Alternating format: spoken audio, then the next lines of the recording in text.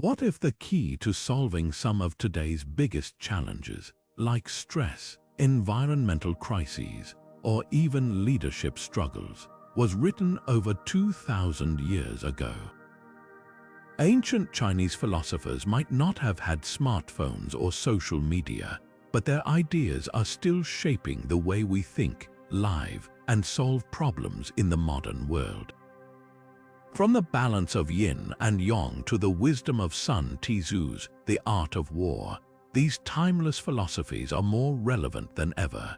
In this video, we're diving into 50 ancient Chinese philosophies that continue to influence everything from how we manage stress to how we build sustainable communities. Whether you're looking for ways to improve your mental health, make better decisions, or even just find a little more harmony in your daily life, these age-old ideas have something to offer. So, if you've ever wondered how ancient wisdom can help you navigate the complexities of the 21st century, you're in the right place. Stick around, because by the end of this video, you'll not only understand these philosophies but also discover how to apply them in your own life. Let's get started. Now, let's turn our attention to the first philosophy on our list, Confucianism. Rooted in the teachings of Confucius, who lived over 2,500 years ago, this philosophy has become one of the most influential systems of thought in Chinese history and beyond. At its heart, Confucianism revolves around three core principles: filial piety, moral integrity, and social harmony. These ideas were revolutionary at the time and remain deeply relevant today. Filial piety, or respect for one's parents and ancestors, is a cornerstone of Confucian thought. It's not just about obeying your elders, it's about cultivating a sense of gratitude and responsibility toward your family. This principle has shaped family dynamics in Chinese culture for centuries, emphasizing the importance of strong familial bonds. Even today, filial piety continues to influence how families interact, not just in China but in many cultures around the world. Next, moral integrity, or Ren, is another key concept. Confucius believed that true virtue comes from within, and that individuals should strive to be morally upright in all aspects of life.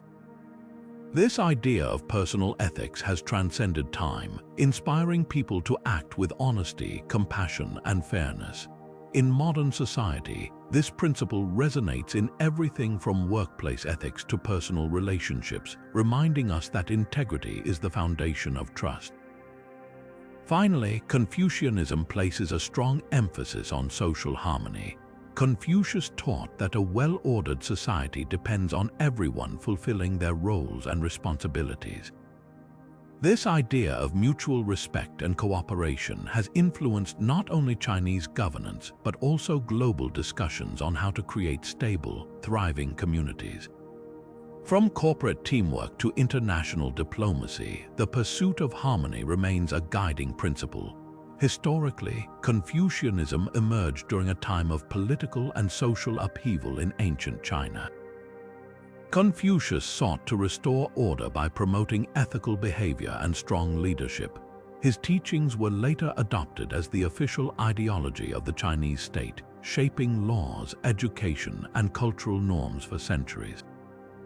Today, Confucianism's influence is still felt in modern Chinese society, from the emphasis on education to the value placed on family and community, but its reach extends far beyond China. Around the world, Confucian principles are being applied in ethical frameworks, leadership training, and even conflict resolution. Whether it's a CEO striving to lead with integrity or a teacher fostering respect in the classroom, Confucian ideas continue to guide us toward a more harmonious and ethical way of life. As we move forward, we'll explore how these ancient principles are being adapted to address modern challenges, proving that Confucianism is far more than a relic of the past. It's a living philosophy with timeless wisdom to offer. Now, let's take a closer look at how Confucianism continues to shape modern education systems around the world. One of the most enduring aspects of Confucian thought is its emphasis on respect for teachers and the value of education itself. In Confucian philosophy, teachers are seen as vital guides who not only impart knowledge but also model moral behavior. This deep respect for educators has left a lasting mark on educational practices, particularly in East Asia, where teachers are often held in high esteem and seen as key figures in shaping both individual character and societal progress. In many modern classrooms, this Confucian principle translates into a culture of respect and discipline. Students are encouraged to listen attentively, value their teacher's expertise, and approach learning with humility. This isn't just about following rules, it's about fostering an environment where education is seen as a shared responsibility between teachers and students. By valuing the role of educators, Confucian-inspired systems often create a strong foundation for academic achievement and personal growth. Another key Confucian idea that resonates in modern education is the concept of lifelong learning. Confucius believed that education wasn't just for the young. It was a continuous journey that lasted a lifetime. This perspective is more relevant than ever in today's fast-paced world, where new skills and knowledge are constantly needed to adapt to changing technologies and industries. Lifelong learning has become a cornerstone of modern educational philosophy, encouraging people to stay curious, embrace new challenges, and never stop growing. In practical terms, this means that education systems influenced by Confucian values often prioritize not just academic success, but also the development of well-rounded individuals. Students are taught to balance intellectual growth with moral and ethical development, preparing them to contribute meaningfully to society. This holistic approach to education aligns with Confucius's vision of cultivating both wisdom and virtue. Beyond the classroom, Confucian principles are also shaping how we think about education on a global scale. For example, the emphasis on respect and lifelong learning has influenced leadership training programs, corporate learning initiatives, and even online education platforms. By integrating these values, modern education systems are helping people of all ages and backgrounds unlock their potential and navigate the complexities of the modern world. As we reflect on the enduring influence of Confucianism in education, it's clear that these ancient ideas are far from outdated. They continue to inspire us to value our teachers, embrace learning as a lifelong journey, and strive for both personal and societal betterment. Next, we'll explore another ancient philosophy that has left its mark on the modern world, Taoism, and its profound connection to nature and balance. Now, let's turn our attention to another profound philosophy that has shaped both ancient and modern thought, Taoism. Rooted in the teachings of Lao Tzu, Taoism centers around the concept of the Tao, often translated as the Way. The Tao represents the natural order of the universe, an ever-flowing force that governs all things. At its core, Taoism teaches us to live in harmony with this natural flow, embracing balance, simplicity, and a deep connection to the world around us. One of the most striking aspects of Taoist philosophy is its emphasis on balance, particularly through the interplay of opposites like yin and yang. These forces, dark and light, passive and active, soft and strong, are not in conflict but exist in a dynamic, complementary relationship. This idea of balance resonates deeply in today's world, where many of us seek equilibrium in our fast-paced, often chaotic lives. Historically, Taoism emerged in ancient China as a response to the rigid structures of Confucianism, offering a more fluid and intuitive approach to life. While Confucianism focused on social order and moral duty, Taoism encouraged individuals to look inward, to align themselves with the rhythms of nature, and to find peace in simplicity. This philosophy wasn't just about abstract ideas, it was a practical guide to living a fulfilling life, one that valued spontaneity, humility, and a deep respect for the natural world. Today, the principles of Taoism are more relevant than ever, especially in the realms of wellness and mindfulness. The modern wellness movement, with its focus on mental clarity, physical health, and emotional balance, draws heavily from Taoist ideas. Practices like meditation, Tai Chi, and Qigong, which emphasize harmony between mind and body, are rooted in Taoist traditions. These practices encourage us to slow down, to breathe deeply, and to reconnect with the present moment, a powerful antidote to the stress and distractions of modern life.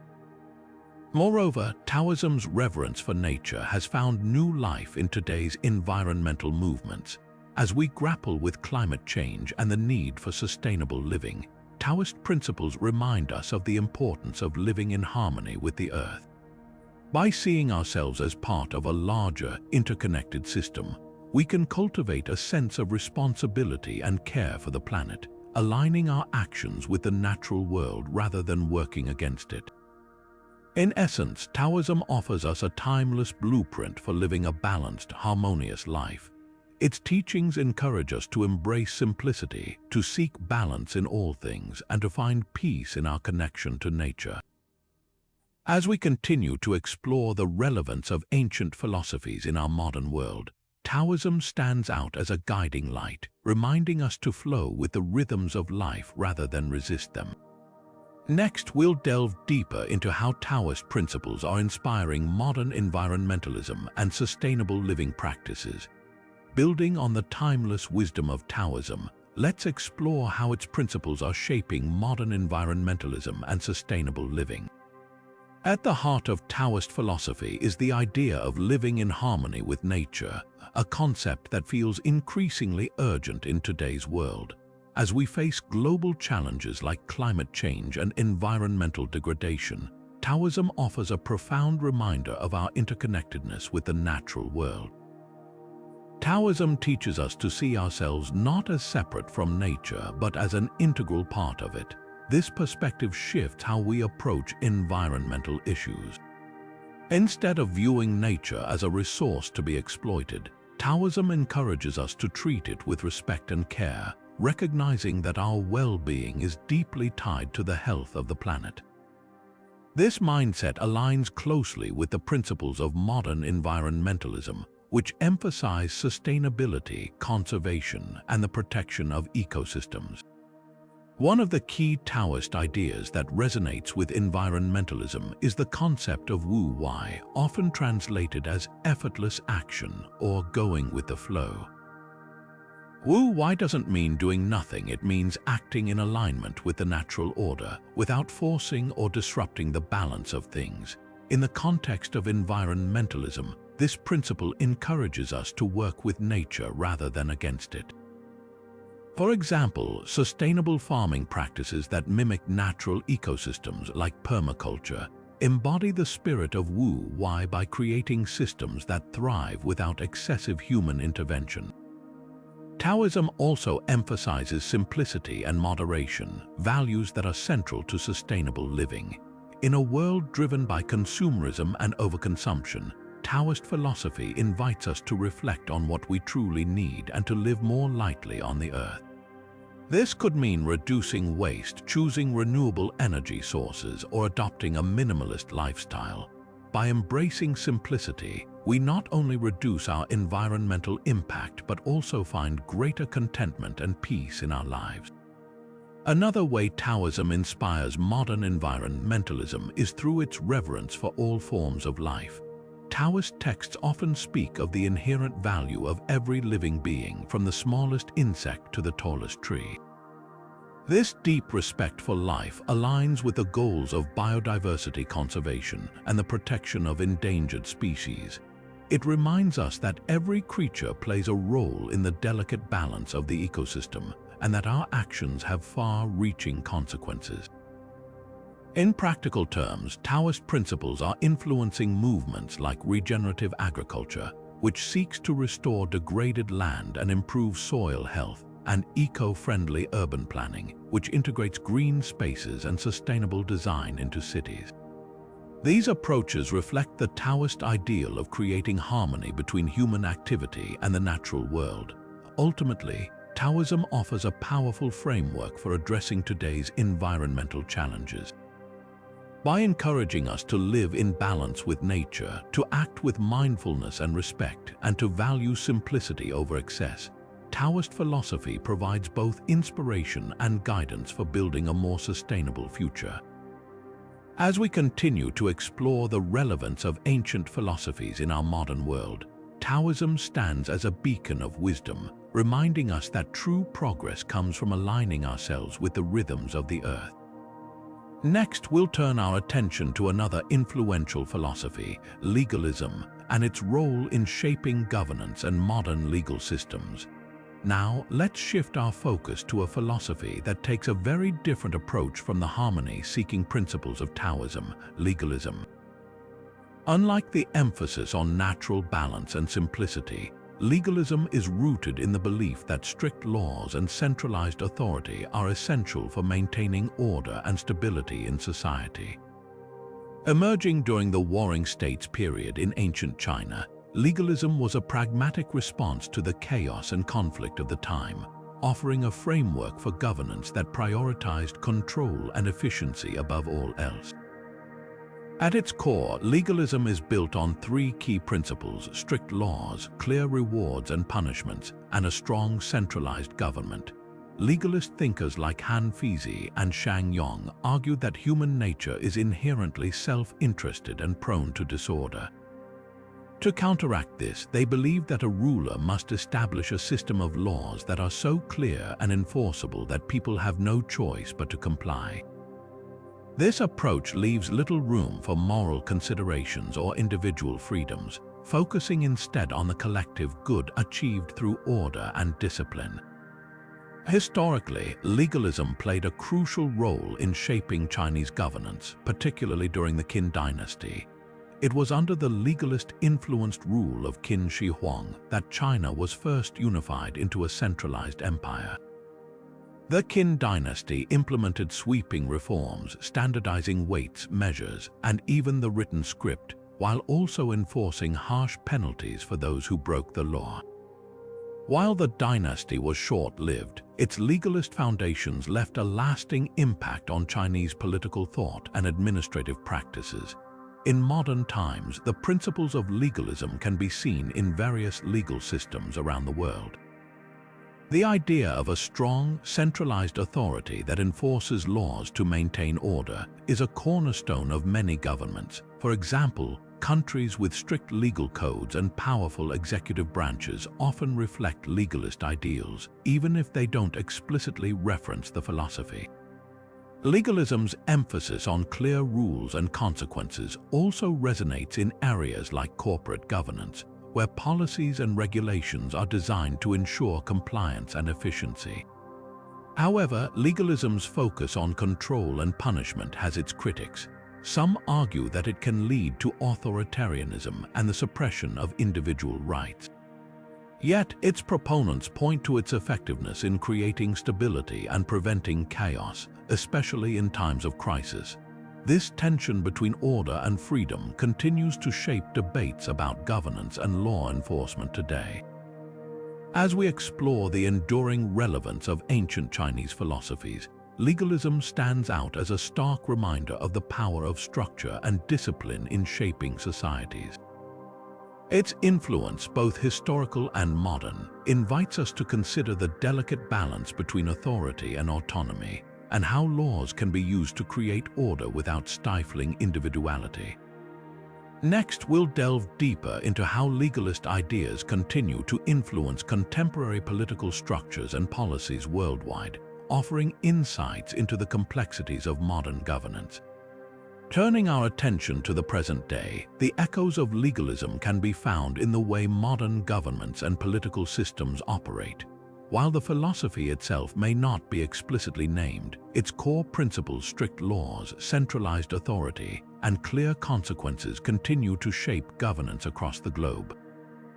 Let's take a closer look at how these ancient ideas manifest in contemporary political structures and policies. One of the most striking examples of legalism's influence is in the design of legal systems that prioritize order and stability. Many countries have adopted frameworks where laws are meticulously detailed and rigorously enforced, ensuring that citizens understand the boundaries of acceptable behavior. This approach mirrors the legalist belief that clear rules and consistent enforcement are essential for maintaining societal harmony. For instance, nations with strong centralized governments often rely on comprehensive legal codes to regulate everything from economic activity to social conduct, reflecting the legalist emphasis on control and efficiency. Another area where legalism's impact is evident is in the role of executive power. In modern democracies and authoritarian regimes alike, the concentration of authority in a single leader or governing body can be traced back to legalist ideals. Leaders who wield significant power to implement policies and enforce laws often draw on the legalist argument that a strong, centralized authority is necessary to prevent chaos and ensure progress.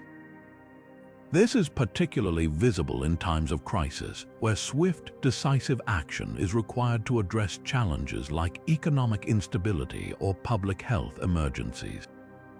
Legalism's influence also extends to the realm of international relations. Diplomatic strategies that prioritize national security and strategic advantage often reflect the pragmatic, results-oriented mindset of legalist thinkers. For example, countries that adopt a realist approach to foreign policy, focusing on power dynamics and self-interest, echo the legalist view that human nature is inherently self-serving and that order must be imposed through calculated measures. However, the application of legalist principles in modern governance is not without controversy. Critics argue that an over-reliance on strict laws and centralized authority can lead to the erosion of individual freedoms and the rise of authoritarianism. This tension is particularly evident in debates over surveillance, law enforcement, and the balance between security and privacy. While legalism provides a framework for maintaining order, it also raises important questions about the limits of power and the protection of civil liberties. Despite these challenges, the enduring relevance of legalism lies in its ability to adapt to different contexts. Whether in the form of comprehensive legal systems, strong executive leadership, or pragmatic policy making, its principles continue to offer valuable insights into the complexities of governance. By examining how legalist ideas shape modern political structures, we gain a deeper understanding of the delicate balance between authority and autonomy, and the ongoing quest for stability in an ever-changing world. As we move forward, we'll explore another ancient Chinese philosophy that offers a contrasting perspective on human nature and societal harmony, MOHISM. This philosophy, with its emphasis on universal love and impartial care, presents a compelling alternative to the rigid structures of legalism, inviting us to consider new ways of fostering unity and justice in our communities. Now, let's shift our focus to a philosophy that offers a stark contrast to the rigid structures of legalism, MOHISM. Emerging during the Warring States period in ancient China, MOHISM was founded by Mozi, a philosopher who championed the principles of universal love and impartial care. Unlike legalism's focus on strict laws and authority, MOHISM sought to create a harmonious society through compassion and equality, emphasizing that all people deserve care and respect, regardless of their social status or personal connections. At its core, MOHISM promotes the idea of Yin-Yang, often translated as universal love. This concept challenges individuals to extend their care and concern beyond their immediate family or community, advocating for a world where everyone is treated with equal kindness and fairness. Mozi believed that partiality favoring one group over another was the root of conflict and suffering. By practicing impartial care, he argued, societies could eliminate strife and build a foundation of mutual respect and cooperation. Historically, MOHISM gained significant traction during its time, rivaling Confucianism and Taoism in influence. Mozi and his followers were known for their practical approach to solving societal problems, often engaging in acts of charity, defending smaller states from aggression, and promoting peace through diplomacy. Their emphasis on utility and practicality made MOHISM a philosophy of action, one that sought tangible improvements in people's lives rather than abstract ideals. Fast forward to the modern era, and the principles of MOHISM continue to resonate, particularly in the realm of humanitarian efforts. Organizations dedicated to global aid and social justice often embody the spirit of universal love, striving to provide assistance to those in need without discrimination. For instance, international relief efforts during natural disasters or conflicts reflect the Mohist ideal of impartial care, as aid workers prioritize helping the most vulnerable, regardless of nationality, race, or religion. Moreover, Mohism's emphasis on equality and fairness has found a place in contemporary discussions about social justice and human rights. Movements advocating for the equitable distribution of resources, access to education, and healthcare for all echo the Mohist vision of a society where everyone is valued equally. In a world still grappling with inequality and division, Mohism offers a timeless reminder of the power of compassion and the importance of extending care to all members of the human family. Yet, like any philosophy, Mohism is not without its challenges. Critics argue that the concept of universal love, while noble, can be difficult to practice in a world marked by competing interests and limited resources. Balancing the needs of one's own community with the demands of global responsibility remains a complex issue, one that requires thoughtful consideration and practical solutions. Despite these challenges, the enduring relevance of Mohism lies in its call for empathy and fairness. By encouraging us to look beyond our immediate circles and consider the well-being of others, it provides a powerful framework for building a more just and compassionate world. As we continue to explore the rich tapestry of ancient Chinese philosophies, Mohism stands out as a beacon of hope, reminding us that love and care, when extended universally, have the power to transform societies and bridge divides. Next, we'll delve into how Mohist principles resonate with modern social justice movements, exploring how this ancient philosophy continues to inspire efforts to create a more equitable world. Building on the timeless ideals of Mohism, let's explore how this ancient philosophy continues to inspire modern social justice movements. The core principle of universal love, or Yin-Yang, finds a powerful echo in today's efforts to address inequality and advocate for human rights. Mohism's call for impartial care and fairness resonates deeply in a world where systemic injustices persist, offering a philosophical foundation for those striving to create a more equitable society. One of the most striking parallels between Mohism and contemporary social justice is the emphasis on equality. Just as Mozi challenged the hierarchies of his time, modern activists work to dismantle structures that perpetuate discrimination based on race, gender, class, or other identities. Movements like Black Lives Matter, climate justice initiatives, and campaigns for LGBTQ+ rights all share a common thread with Mohism: the belief that every individual deserves dignity, respect, and equal opportunities. Take, for example, the global push for universal healthcare and education. These efforts align closely with Mohist ideals as they aim to provide essential resources to all people, regardless of their background or socioeconomic status. By advocating for systems that prioritize the well-being of the most vulnerable, these movements embody the spirit of impartial care that Mozi championed. Another area where Mohism's influence is evident is in the fight against poverty and economic inequality. Organizations and activists working to close the wealth gap often draw on principles that mirror Mohist thought, emphasizing the need to redistribute resources fairly and ensure that no one is left behind. This approach reflects the philosophy's practical focus on solving real-world problems through collective action and shared responsibility.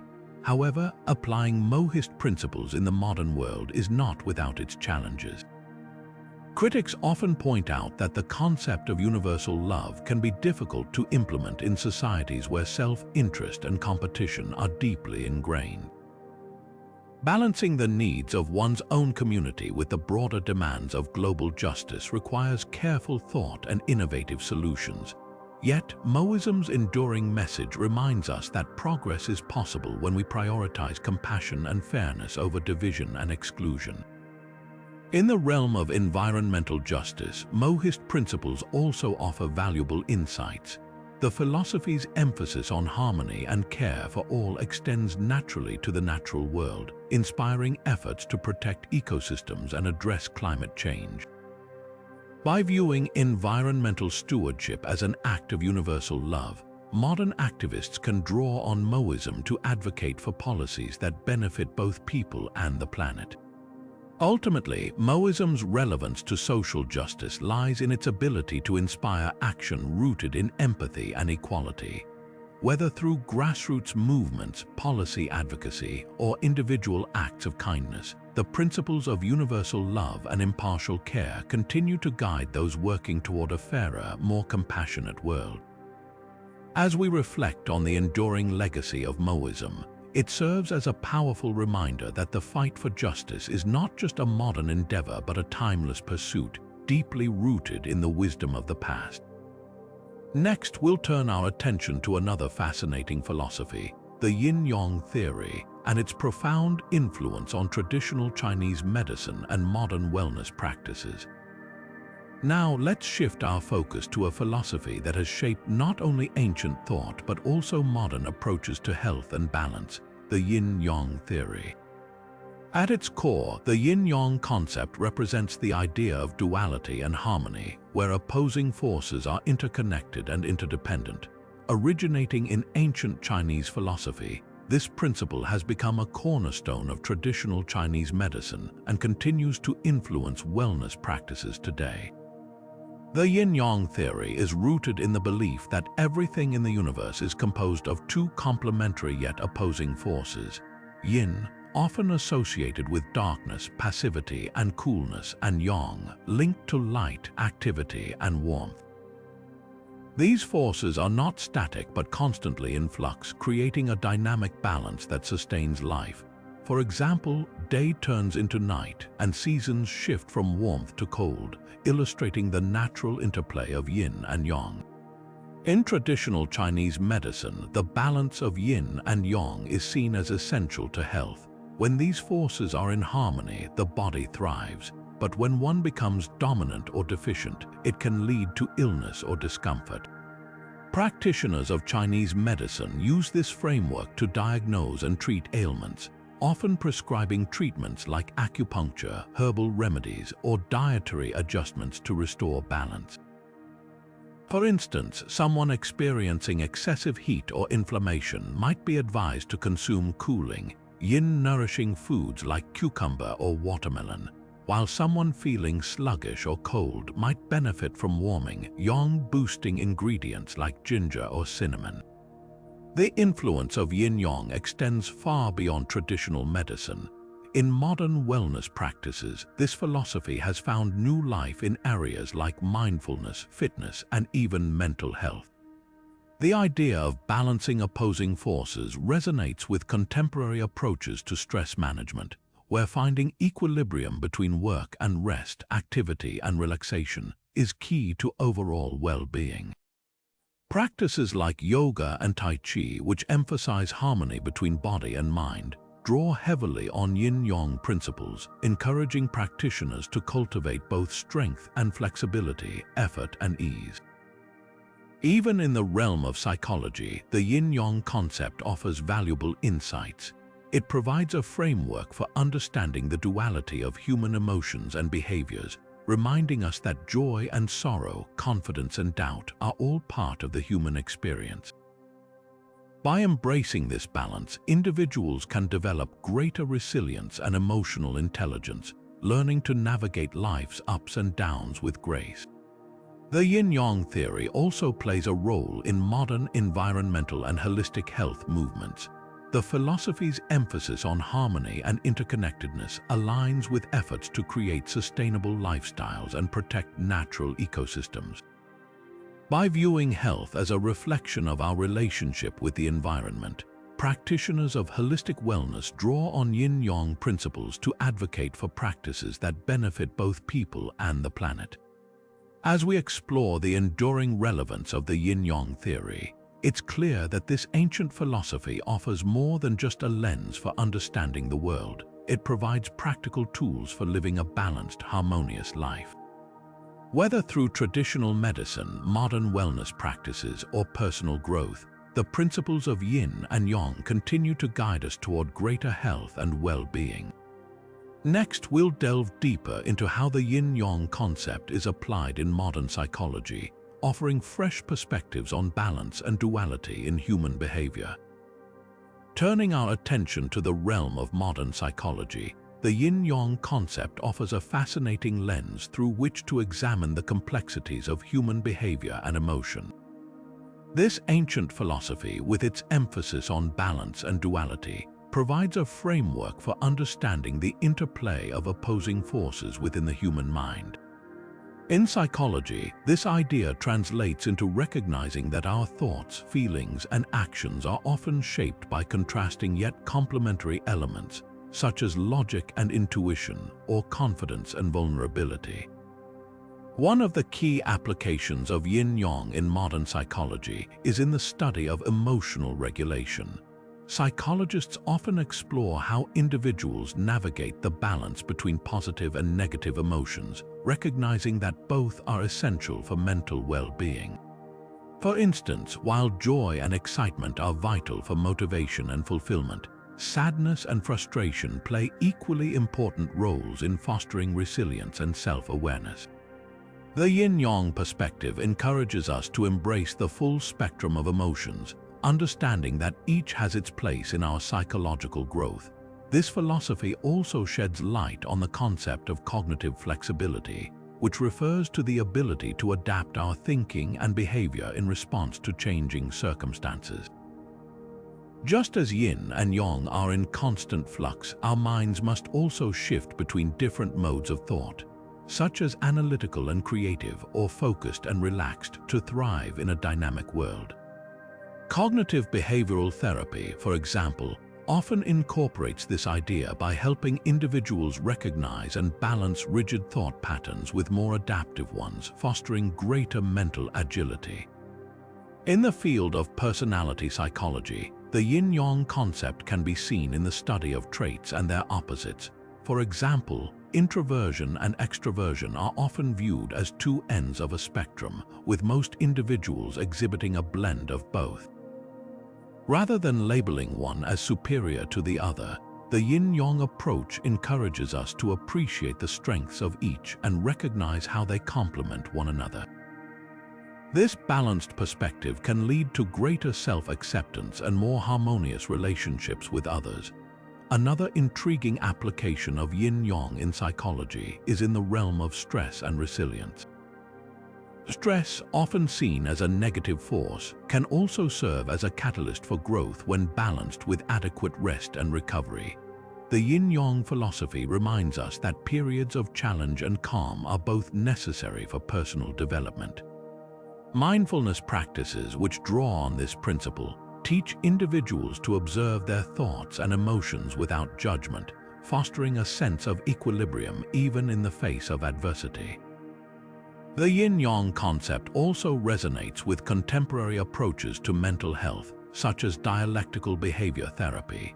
This form of therapy emphasizes the importance of balancing acceptance and change, helping individuals reconcile seemingly opposing truths, such as the need to accept oneself while also striving for improvement.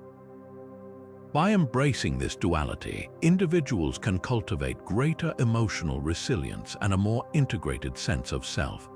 As we reflect on the role of Yin-Yang in modern psychology, it becomes clear that this ancient philosophy offers timeless wisdom for navigating the complexities of the human mind. By understanding and embracing the interplay of opposing forces within ourselves, we can develop greater emotional intelligence, resilience, and overall well-being. Next, we'll explore how the five elements theory, another cornerstone of ancient Chinese philosophy, continues to influence modern holistic health practices. Now, let's shift our focus to another profound concept from ancient Chinese philosophy, the five elements or Wu Xing. This theory, deeply rooted in both philosophy and traditional medicine, offers a framework for understanding the interconnectedness of all things. The five elements wood, fire, earth, metal, and water are not just physical substances but symbolic representations of dynamic processes and relationships in nature and within the human body. Historically, this theory was used to explain everything from natural phenomena to human health, emphasizing balance and harmony as the keys to well-being. In traditional Chinese medicine, the five elements theory plays a central role in diagnosing and treating illnesses. Each element is associated with specific organs, emotions, and seasons, creating a holistic view of health. For example, wood is linked to the liver and the emotion of anger, while fire corresponds to the heart and joy. By understanding these connections, practitioners aim to restore balance when one element becomes dominant or deficient, addressing not just physical symptoms but also emotional and spiritual imbalances. Today, the five elements theory continues to influence modern holistic health practices. Many wellness approaches such as acupuncture, herbal medicine, and even dietary plans draw on this ancient wisdom to promote balance and vitality. For instance, an acupuncturist might use the five elements to identify imbalances in a patient's energy flow and tailor treatments accordingly.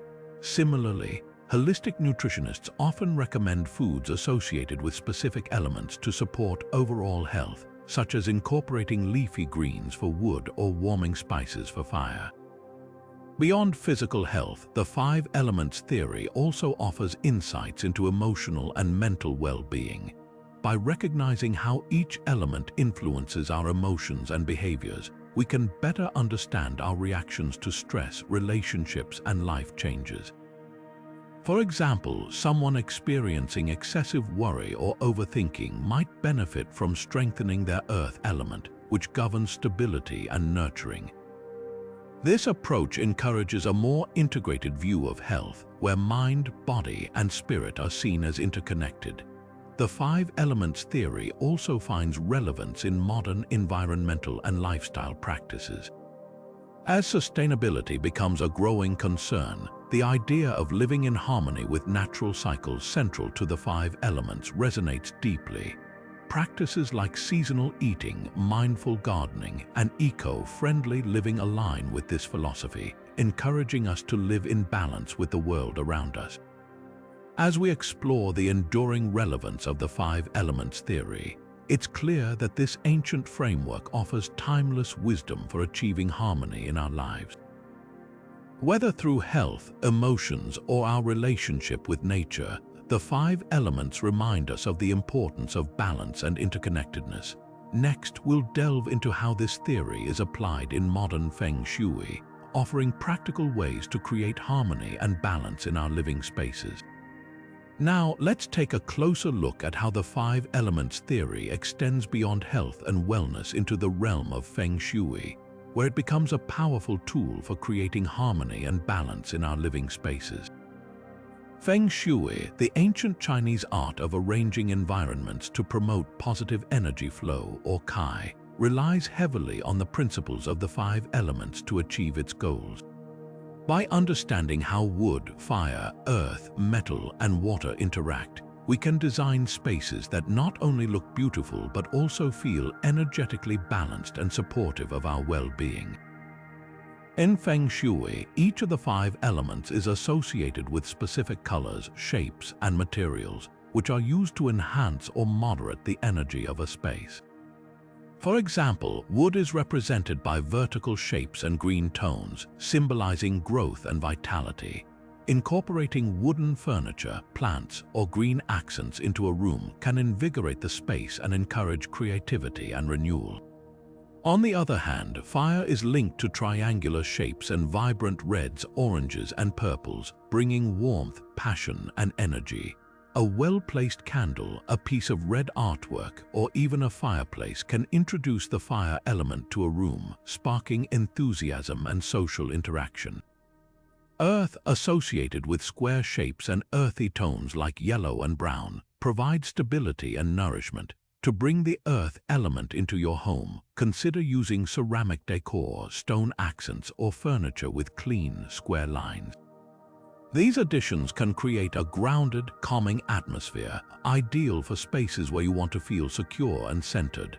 Metal, represented by round shapes and metallic colors like white, gray, and silver, introduces clarity and precision. Incorporating metal objects such as mirrors, metallic frames, or round decor can help sharpen focus and bring a sense of order to a space. Finally, water, symbolized by wavy shapes and deep blues or blacks, embodies fluidity and introspection. Adding a water feature like a small fountain or using reflective surfaces and dark blue accents can enhance the water element, promoting relaxation and emotional flow.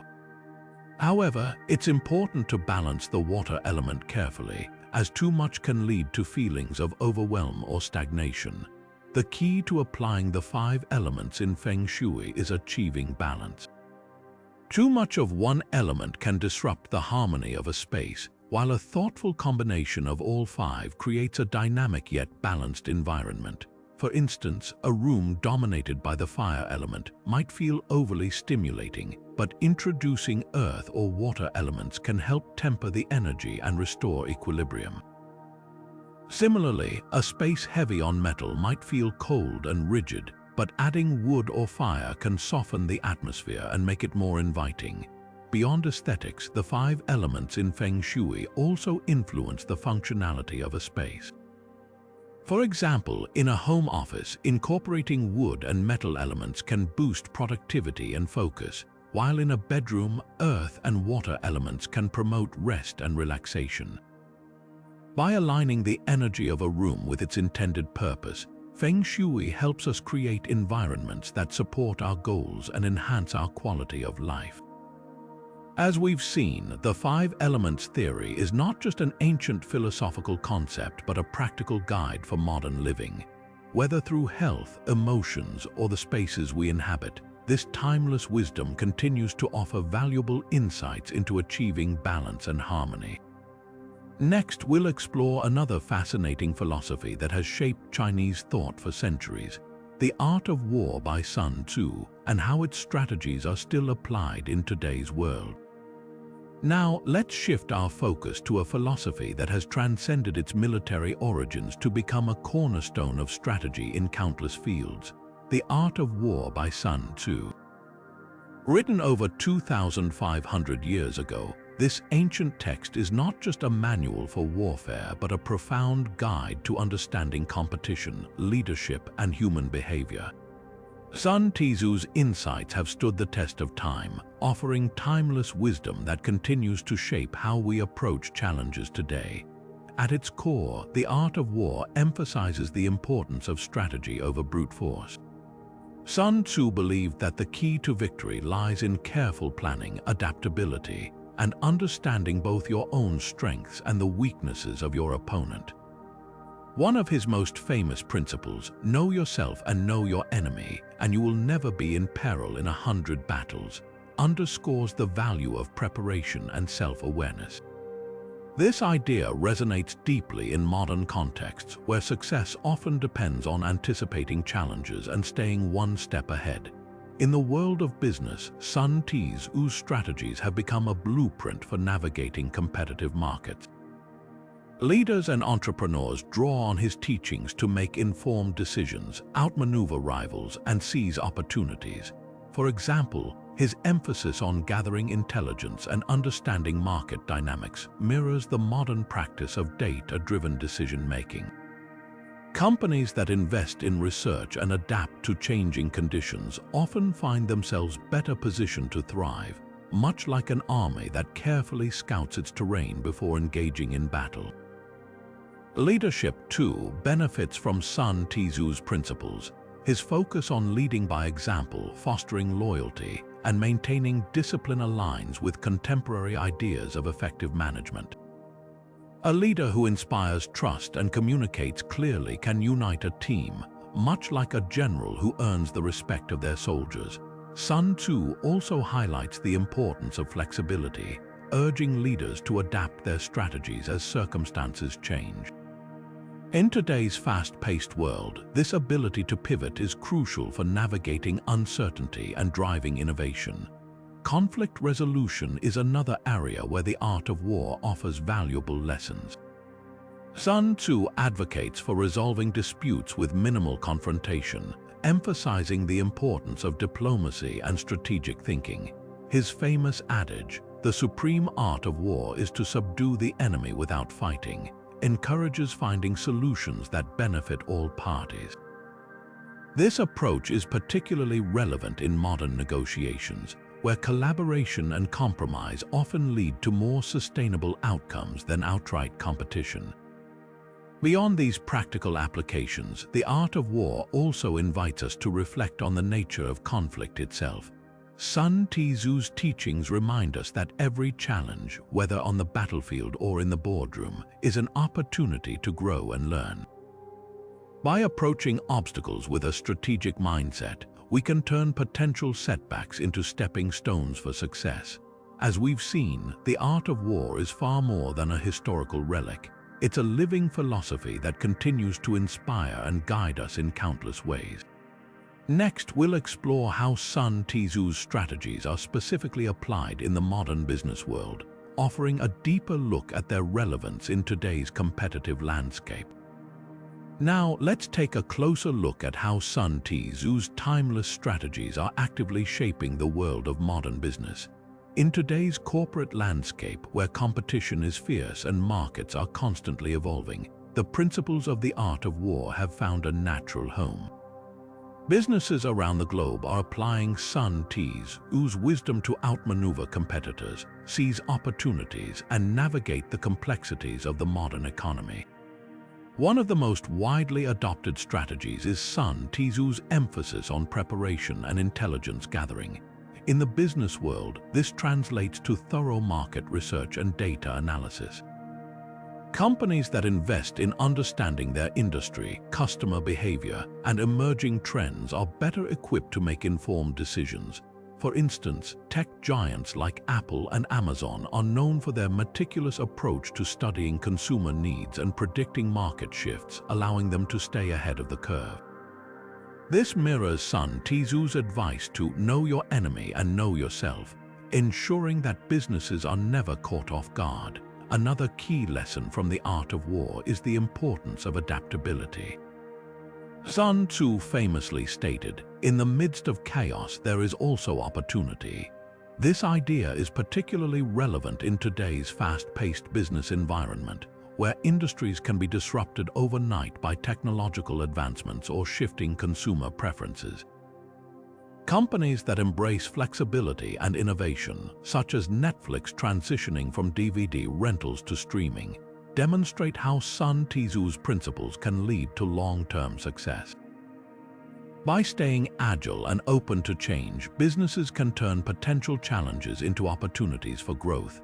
Leadership, as Sun Tzu understood, is also a critical factor in achieving victory, whether on the battlefield or in the boardroom. His teachings on leading by example, fostering loyalty, and maintaining discipline resonate deeply with modern management practices. Effective leaders today inspire their teams by setting clear goals, communicating transparently, and creating a culture of trust. For example, companies like Google and Microsoft prioritize employee empowerment and collaboration, reflecting Sun Tzu's belief that a united and motivated team is essential for overcoming obstacles. Sun Tzu's strategies also highlight the value of strategic alliances and partnerships. In the art of war, he advises forming alliances to strengthen one's position, a principle that has become a cornerstone of modern business strategy. Collaborations between companies, such as the partnership between Starbucks and Spotify, allow businesses to leverage each other's strengths and expand their reach. By working together, they can achieve outcomes that would be difficult to accomplish alone. Finally, Sun Tzu's emphasis on minimizing conflict and seeking win-win solutions is particularly relevant in today's interconnected world.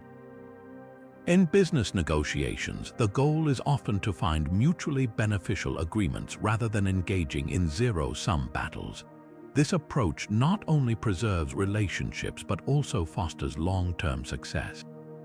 Companies like Patagonia, which prioritize sustainability and ethical practices, demonstrate how aligning business goals with broader societal values can create a competitive advantage. As we've seen, the art of war offers a wealth of insights for navigating the complexities of modern business.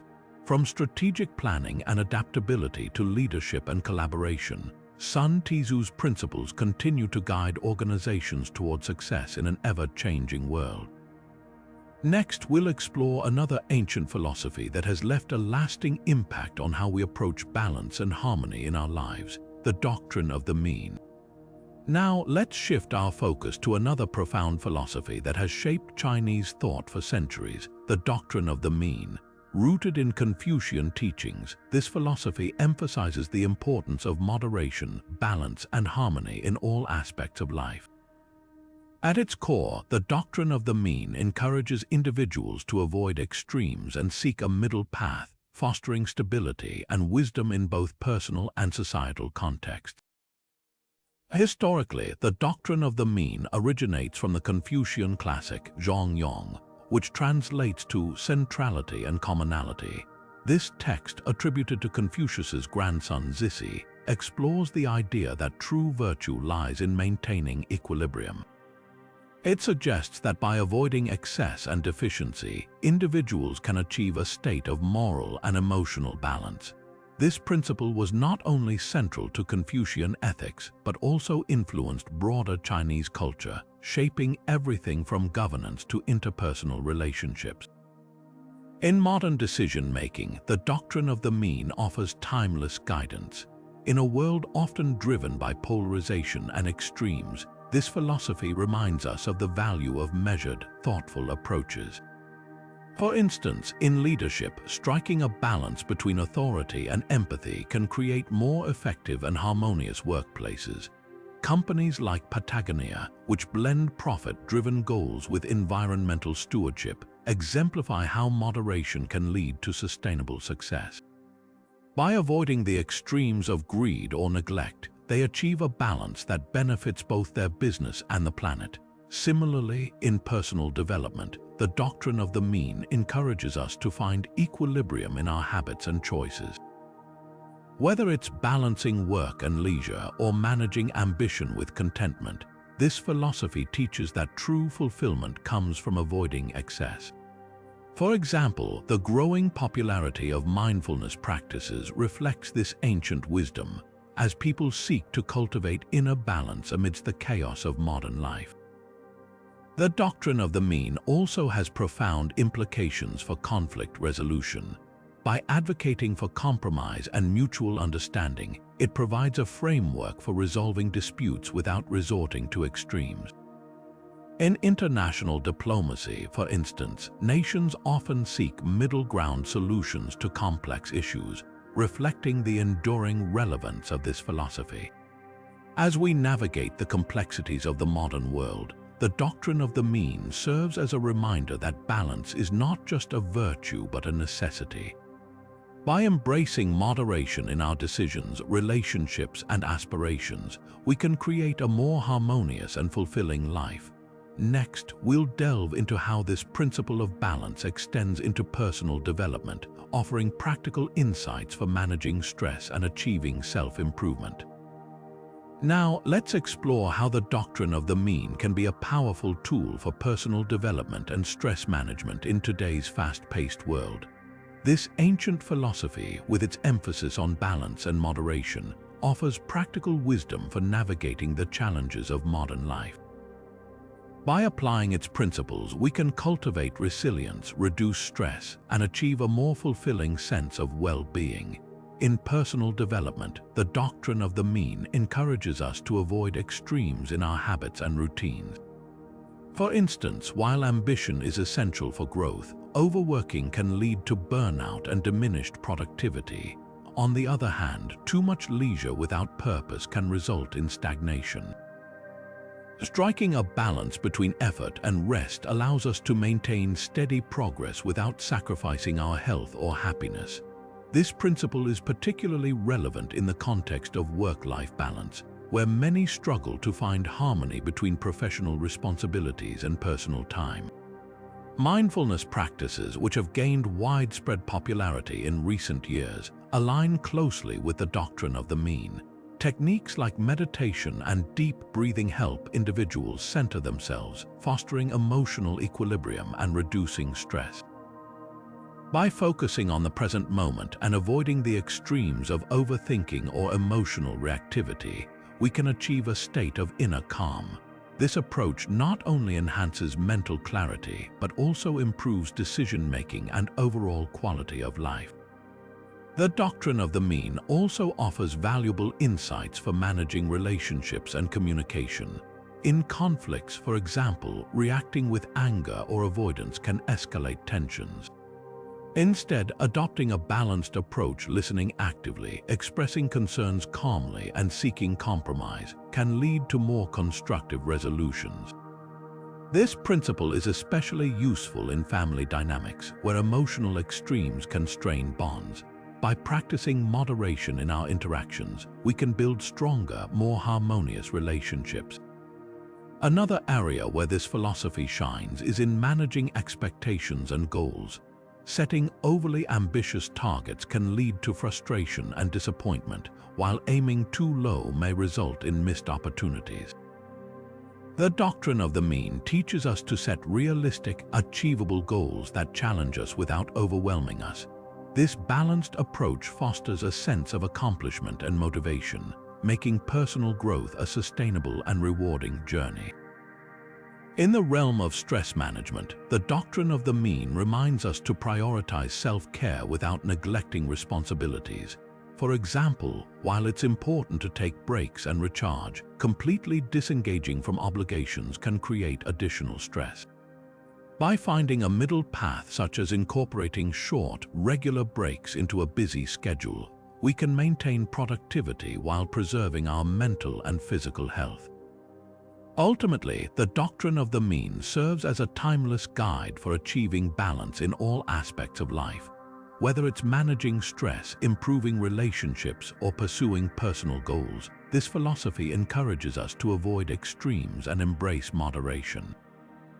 By doing so, we can create a life that is not only productive but also deeply fulfilling. Next, we'll turn our attention to another influential philosophy, the Great Learning, and its role in shaping modern leadership and ethical practices. Now, let's shift our focus to another cornerstone of ancient Chinese philosophy, the Great Learning. Rooted in Confucian thought, this philosophy emphasizes self-cultivation and moral development as the foundation for creating a harmonious society. Historically, the Great Learning was one of the 4 books central to Confucian education, shaping the intellectual and ethical framework of Chinese culture for centuries. Its teachings revolve around the idea that personal growth and moral integrity are essential not only for individual success, but also for the well-being of the community as a whole. At its core, the Great Learning outlines a step-by-step process for achieving self-improvement. It begins with the cultivation of one's character, emphasizing virtues like sincerity, humility, and discipline. From there, it extends outward, encouraging individuals to foster harmonious relationships within their families, communities, and ultimately, the broader society. This outward progression reflects the belief that personal transformation is the key to creating a just and orderly world. In essence, the Great Learning teaches that true leadership starts with leading oneself. In modern education, the principles of the Great Learning continue to resonate. Many educational systems around the world now emphasize the importance of character education alongside academic achievement. Programs that focus on emotional intelligence, ethical reasoning, and social responsibility draw directly from the Great Learning's emphasis on moral development. By nurturing these qualities in students, educators aim to prepare them not just for professional success, but for meaningful contributions to society. This holistic approach to education aligns perfectly with the philosophy's vision of cultivating well-rounded individuals. The Great Learning also holds profound relevance for contemporary leadership. In today's fast-paced, often chaotic world, leaders are increasingly expected to demonstrate not only competence but also integrity and empathy. The philosophy's emphasis on self-cultivation provides a roadmap for developing these qualities. Leaders who prioritize self-awareness and ethical decision-making are better equipped to inspire trust and foster collaboration within their teams. Moreover, the Great Learning's focus on extending personal growth to benefit others aligns with modern leadership models that emphasize servant leadership and community impact. One practical application of the Great Learning in leadership is the concept of leading by example. By embodying the virtues they wish to see in others, leaders can create a culture of accountability and mutual respect. This approach is particularly effective in organizational settings, where ethical leadership can drive both employee satisfaction and long-term success. Additionally, the philosophy's emphasis on continuous self-improvement encourages leaders to remain adaptable and open to learning, qualities that are essential in navigating today's rapidly changing world. The Great Learning also offers valuable insights for addressing contemporary challenges such as ethical dilemmas and social inequality. Its teachings remind us that lasting solutions to complex problems begin with individual responsibility and moral clarity. By fostering a sense of shared purpose and collective well-being, the philosophy provides a timeless framework for building a more just and equitable society. As we reflect on the enduring wisdom of the Great Learning, it's clear that its principles remain as relevant today as they were in ancient times. Whether in education, leadership, or personal growth, this philosophy offers a powerful guide for cultivating both individual and collective flourishing. Next, we'll explore how the Great Learning's principles are applied in modern leadership training and ethical business practices, further highlighting its impact on shaping a better world. Now, let's take a closer look at how the principles of the Great Learning are shaping modern leadership training and ethical business practices. In today's corporate world, where the demand for ethical and empathetic leaders is growing, the philosophy's emphasis on self-cultivation and moral integrity offers a timeless blueprint for success. Leadership programs inspired by the Great Learning often focus on developing self-awareness, emotional intelligence, and a strong ethical foundation. These qualities are not just about personal growth, but also about creating leaders who can inspire trust, foster collaboration, and drive meaningful change within their organizations. One key application of the Great Learning in leadership training is the concept of leading by example. Modern leadership courses frequently highlight the importance of embodying the values and behaviors leaders wish to see in their teams. This approach aligns perfectly with the philosophy's idea that true leadership begins with self-mastery.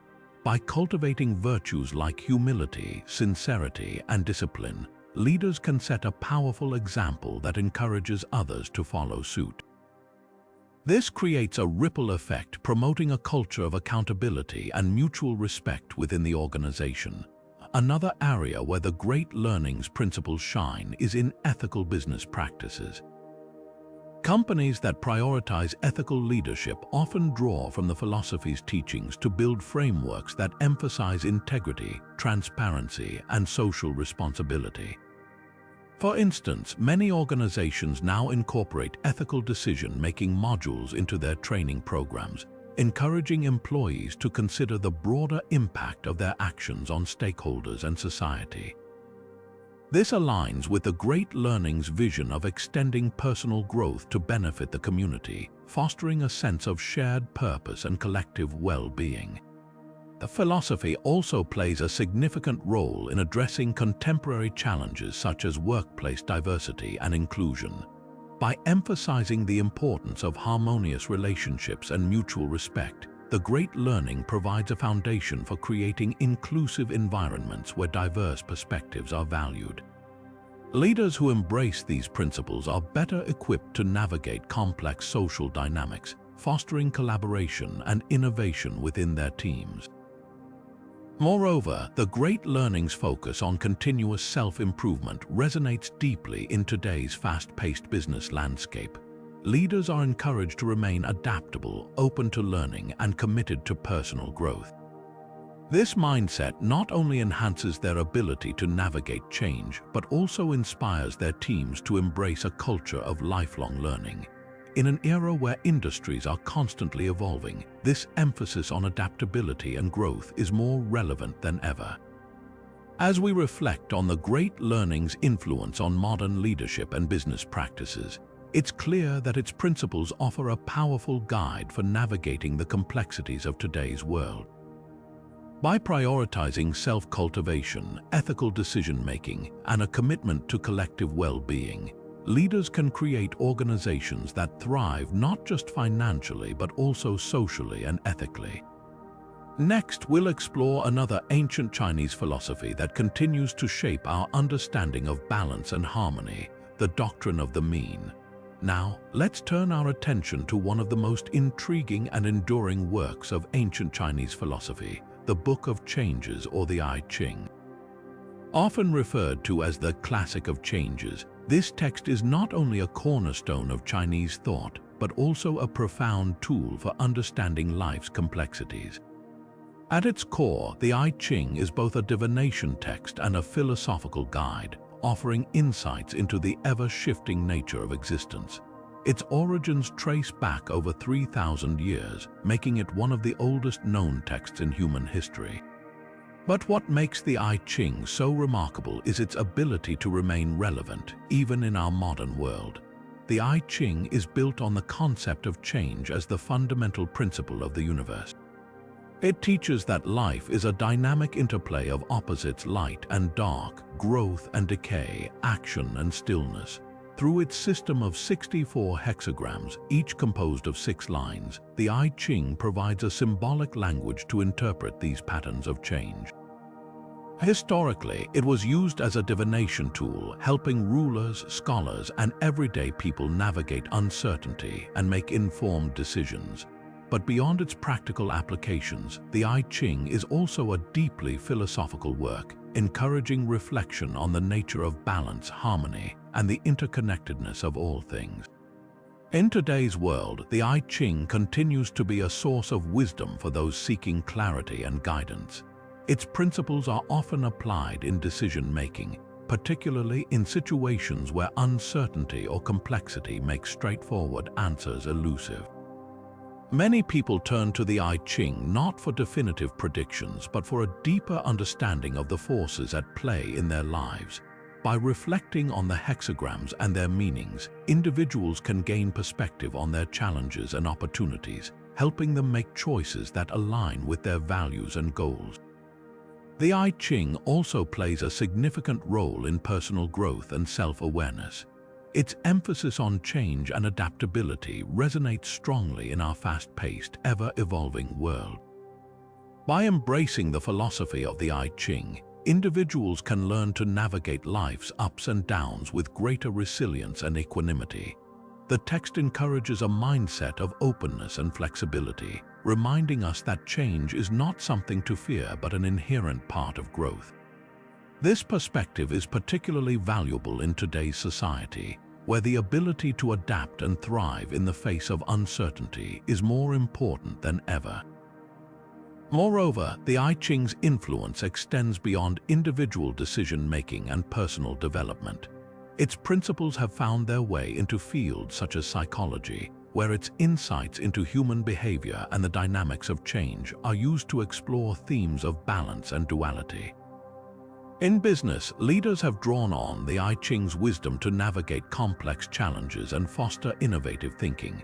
Even in creative fields, the text's symbolic language and emphasis on harmony have inspired artists, writers, and thinkers to explore new dimensions of expression. As we reflect on the enduring relevance of the I Ching, it's clear that this ancient text offers more than just a glimpse into the past. it provides a timeless framework for understanding the complexities of life and the ever-present nature of change. Whether used as a tool for divination, a guide for decision-making, or a source of philosophical insight, the I Ching continues to inspire and enlighten, bridging the gap between ancient wisdom and modern challenges. Next, we'll explore how the I Ching's principles are applied in modern psychology, offering new ways to understand balance and duality in human behavior. Now, let's take a closer look at how the I Ching's ancient wisdom has found a place in modern psychology, offering unique tools for self-reflection and problem-solving. The I Ching's emphasis on balance and duality aligns closely with many psychological concepts, particularly those related to understanding the human mind and behavior. Its symbolic language and focus on change provide a framework for exploring the complexities of our inner worlds, making it a valuable resource for both therapists and individuals seeking personal growth. One of the key ways the I Ching is applied in modern psychology is through its ability to facilitate self-reflection. The hexagrams, with their intricate patterns of lines, serve as mirrors for our thoughts and emotions. By engaging with the text, individuals are encouraged to pause and consider their current circumstances from a broader perspective. This process of reflection can help uncover hidden patterns, unresolved conflicts, or overlooked opportunities, offering clarity in moments of confusion or indecision. For example, someone grappling with a difficult decision might consult the I Ching not for a direct answer, but for a deeper understanding of the underlying dynamics at play. This reflective practice can lead to greater self-awareness and more intentional decision-making. The I Ching also offers a unique approach to problem-solving by emphasizing adaptability and the acceptance of change. In psychology, this aligns with concepts like cognitive flexibility and resilience. The text reminds us that life is not static, and our ability to adapt to shifting circumstances is crucial for mental well-being. By embracing the I Ching's philosophy, individuals can learn to approach challenges with a mindset of openness and curiosity, rather than resistance or fear. This perspective is particularly useful in therapy, where clients are often encouraged to reframe their experiences and explore new ways of thinking. Another fascinating application of the I Ching in psychology is its use in exploring the duality of human nature. The interplay of opposites, such as light and dark, strength and vulnerability, or logic and intuition, is a recurring theme in the text. This mirrors psychological theories that examine the balance between different aspects of the self, such as Carl Jung's concept of the shadow or the integration of conscious and unconscious minds. By engaging with the I Ching's hexagrams, individuals can gain insights into these dualities, fostering a more holistic understanding of themselves and their relationships. The I Ching's influence also extends to therapeutic techniques that emphasize mindfulness and presence. Its focus on the present moment and the ever-changing nature of reality resonates with mindfulness practices, which are widely used in modern psychology to reduce stress and enhance emotional regulation.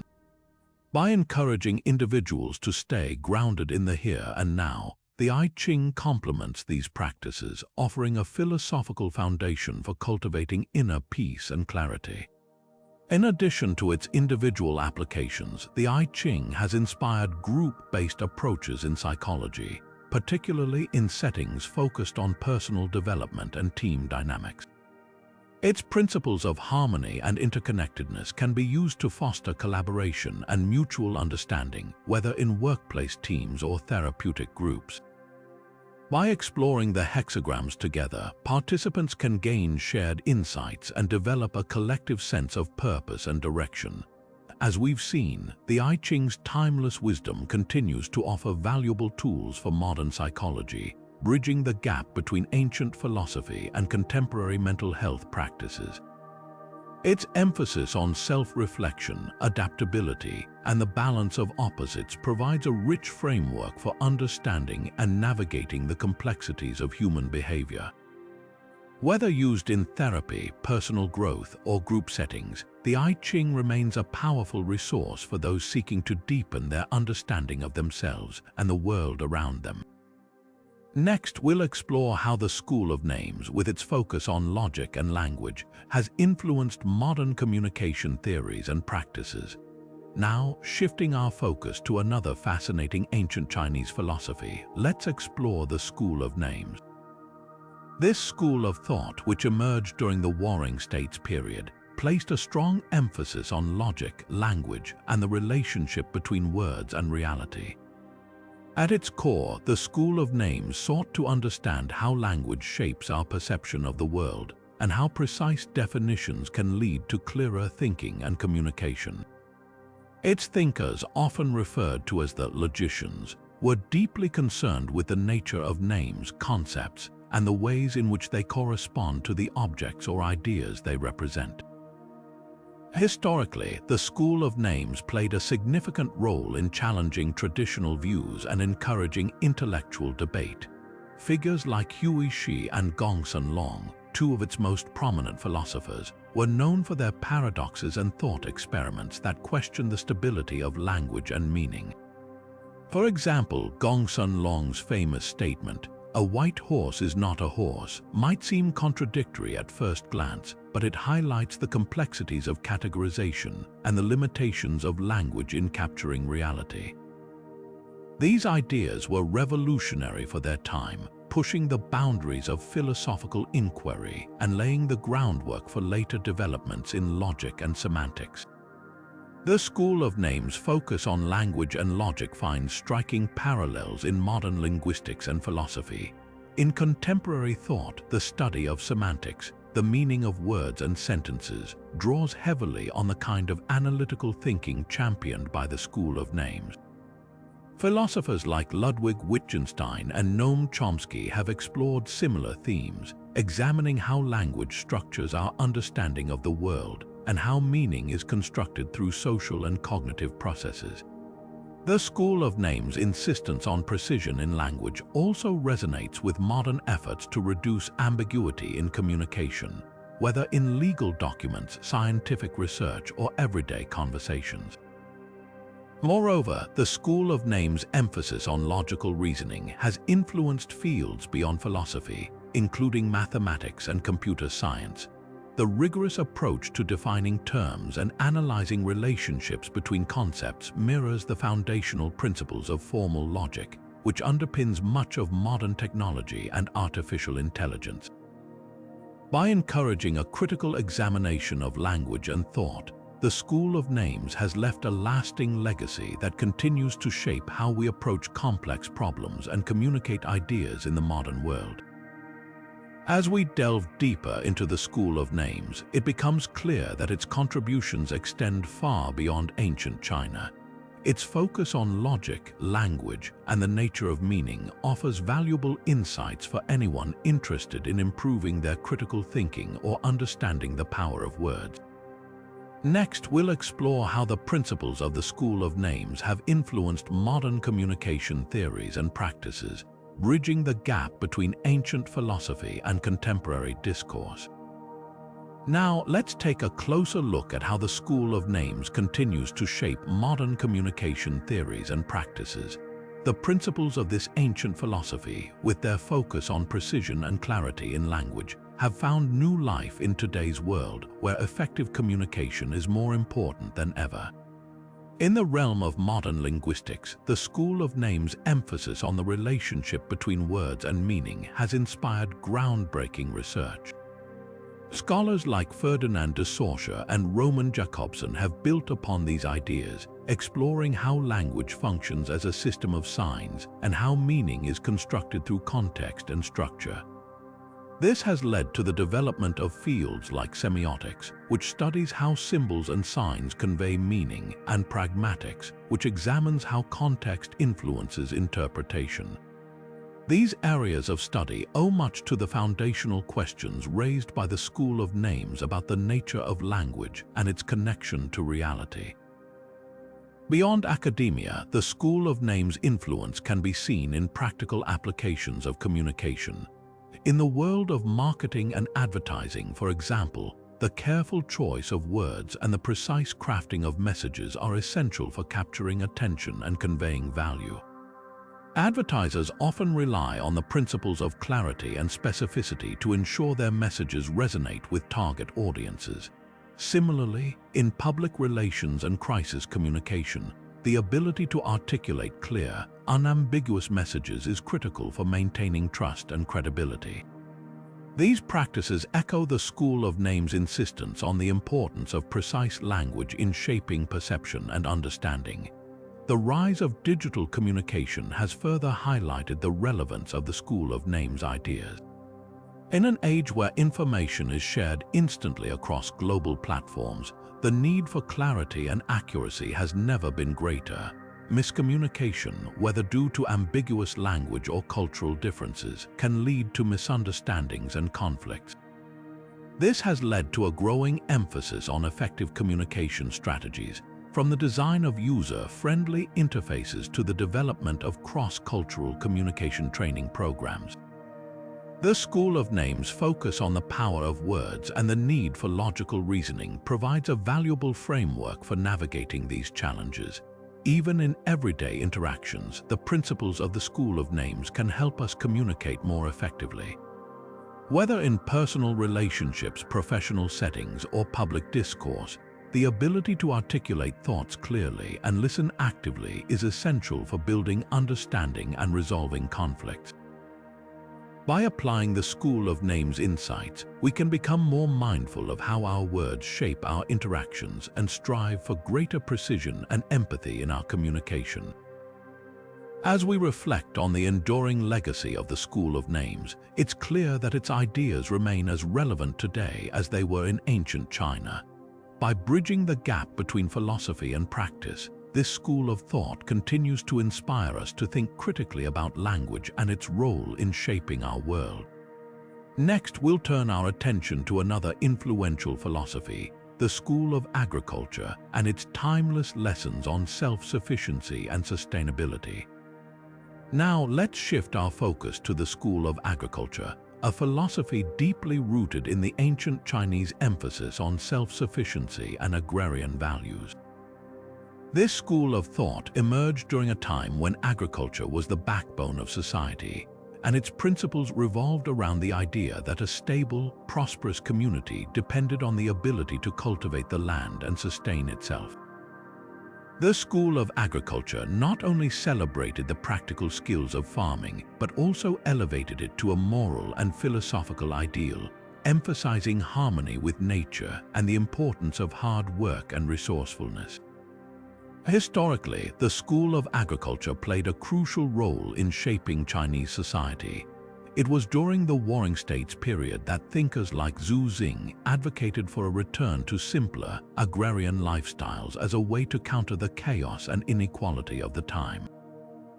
Zhu Xing and his followers believed that by focusing on self-sufficiency and equitable distribution of resources, societies could achieve greater stability and fairness. This philosophy was not just about farming techniques, but also about fostering a sense of community and shared responsibility.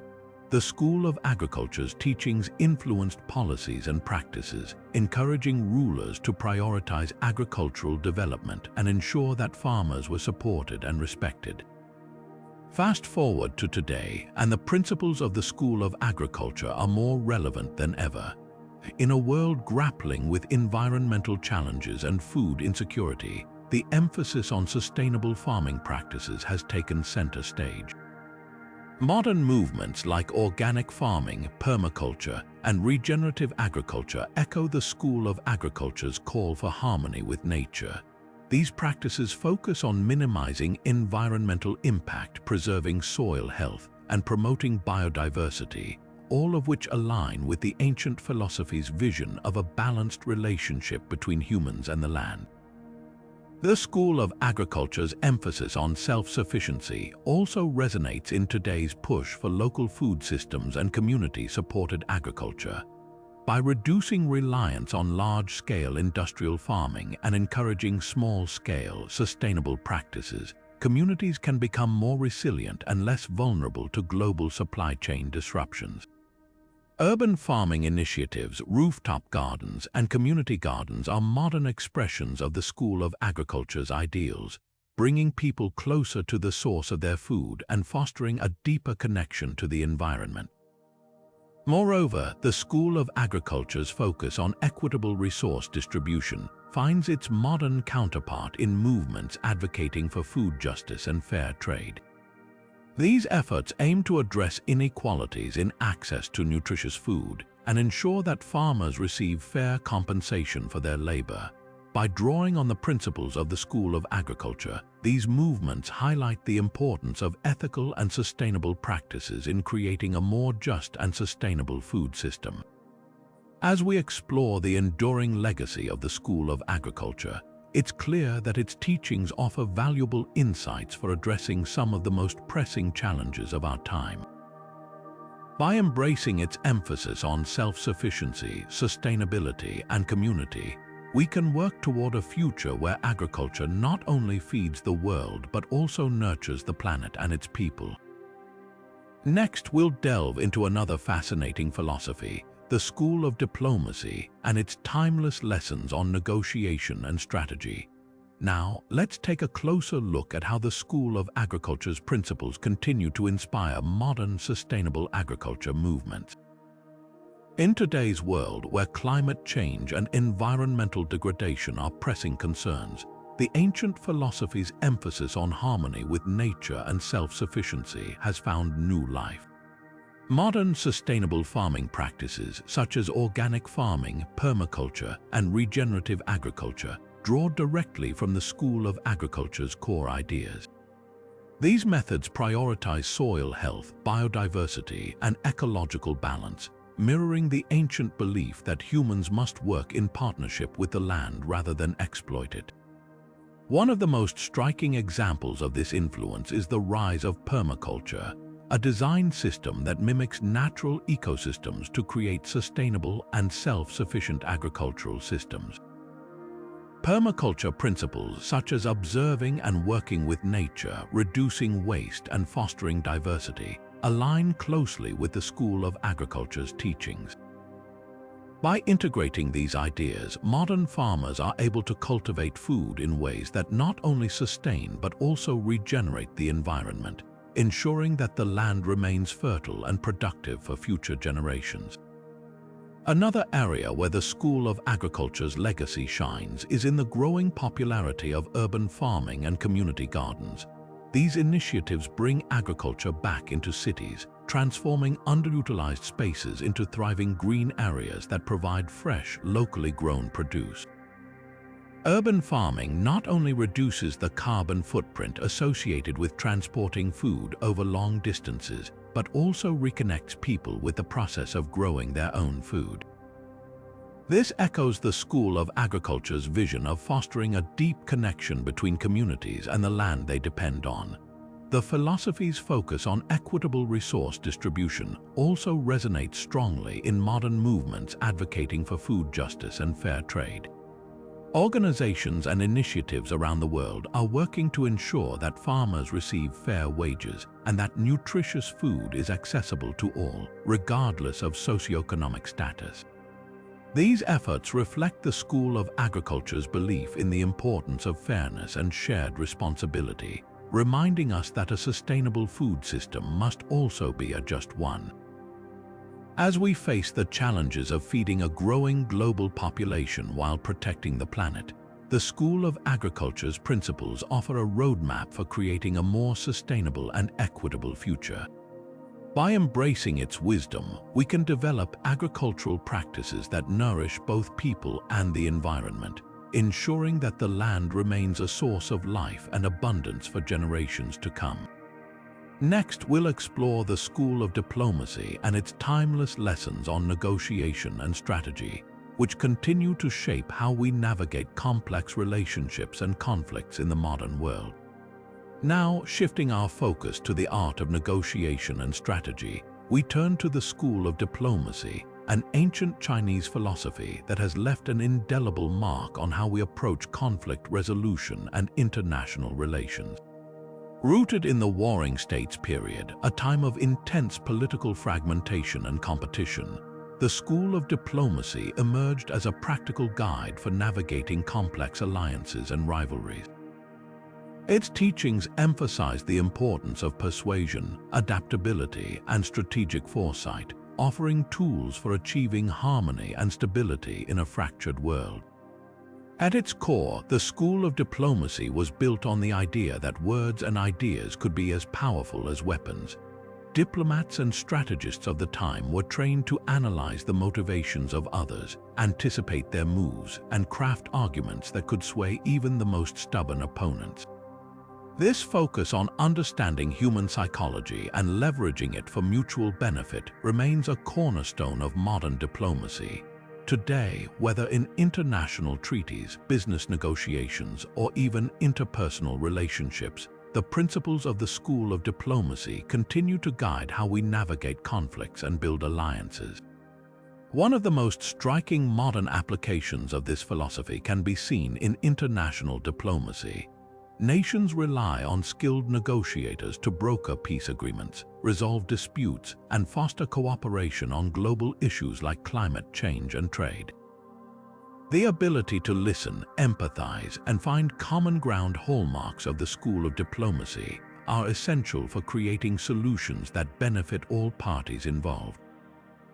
For instance, the delicate negotiations behind the Paris Climate Agreement reflect the ancient philosophy's emphasis on collaboration and long-term thinking.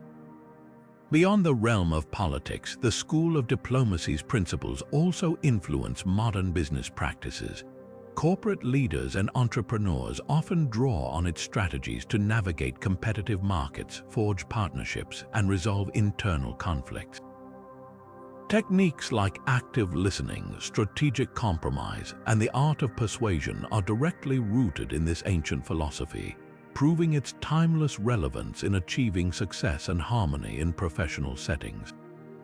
Even in our personal lives, the school of diplomacy offers valuable lessons. Whether resolving a disagreement with a friend or navigating a challenging family dynamic, its emphasis on empathy, patience, and strategic communication can help us build stronger, more meaningful relationships. By understanding the motivations of others and approaching conflicts with a mindset of collaboration, we can create outcomes that benefit everyone involved. As we reflect on the school of diplomacy's enduring legacy, it's clear that its principles are more relevant than ever in our interconnected world. From global politics to everyday interactions, the art of negotiation and strategy continues to shape how we build bridges and resolve conflicts. Next, we'll delve into how these ancient ideas are applied in modern politics, exploring the ways the school of diplomacy influences contemporary governance and international relations. Moving forward, let's take a closer look at how the school of diplomacy's strategies are shaping modern politics. In today's world, where global challenges like climate change, economic inequality, and security threats demand collaborative solutions, the principles of this ancient philosophy are more vital than ever.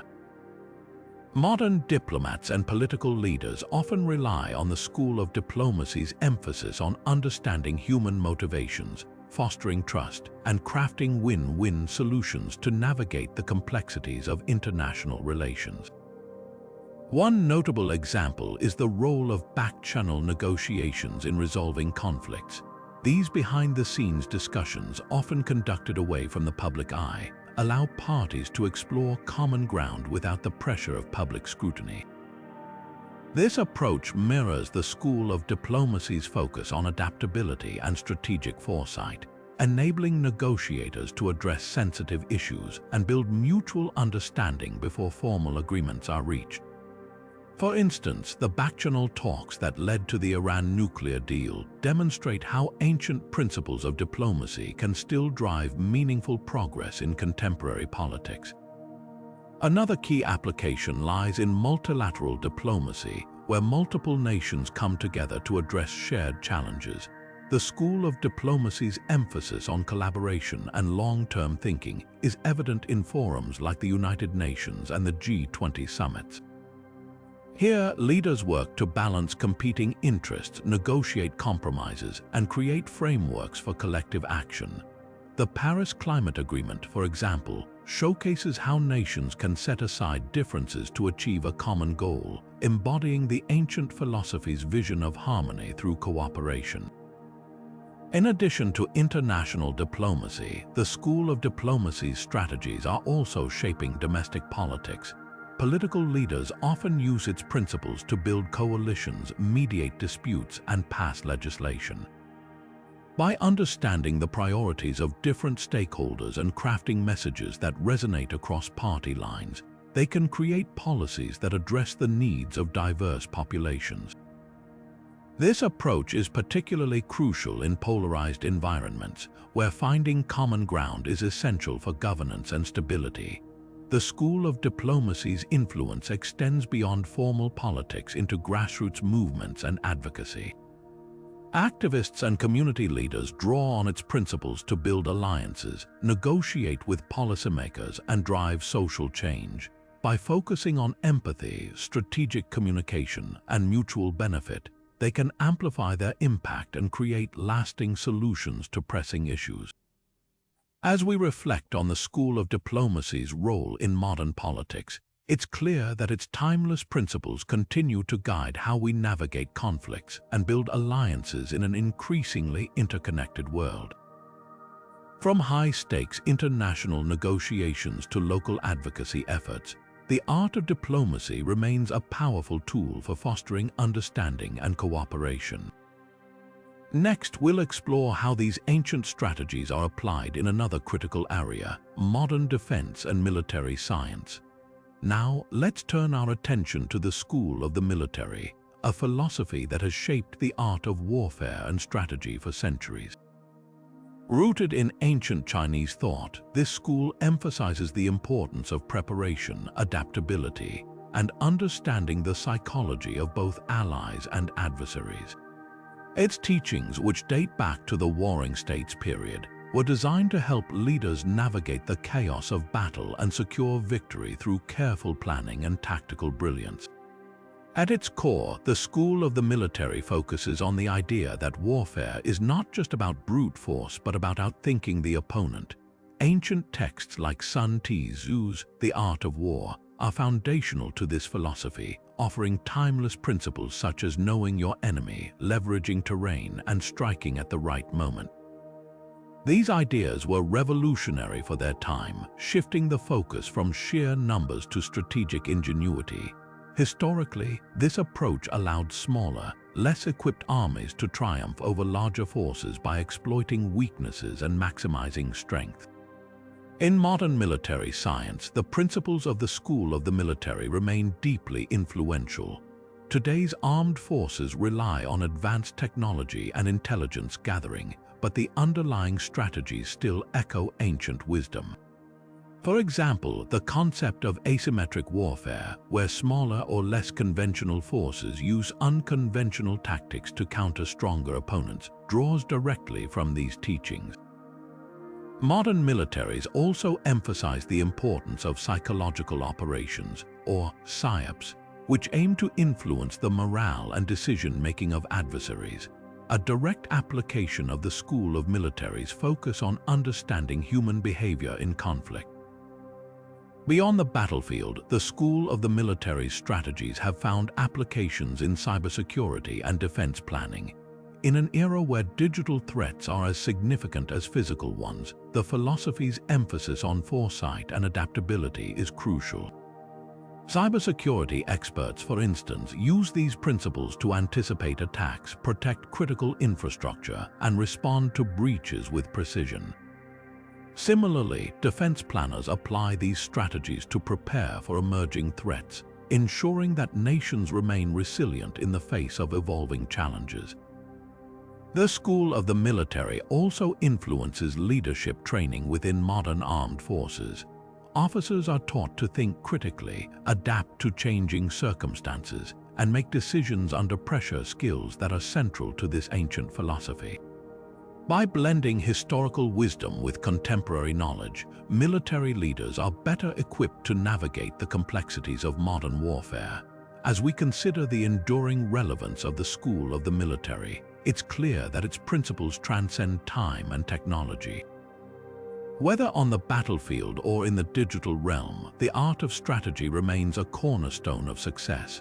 Next, we'll explore how these ancient ideas continue to shape modern defense strategies and technologies, ensuring their legacy endures in an ever-changing world. Building on the timeless strategies of the school of the military, let's delve into how its principles are shaping modern defense strategies and technologies. In today's world, where threats are as diverse as they are unpredictable, the ancient emphasis on preparation, adaptability, and psychological insight remains more relevant than ever. Modern defense systems, whether physical or digital, rely heavily on these age-old principles to stay ahead of adversaries. One of the most striking applications of this philosophy is in the development of advanced military technologies.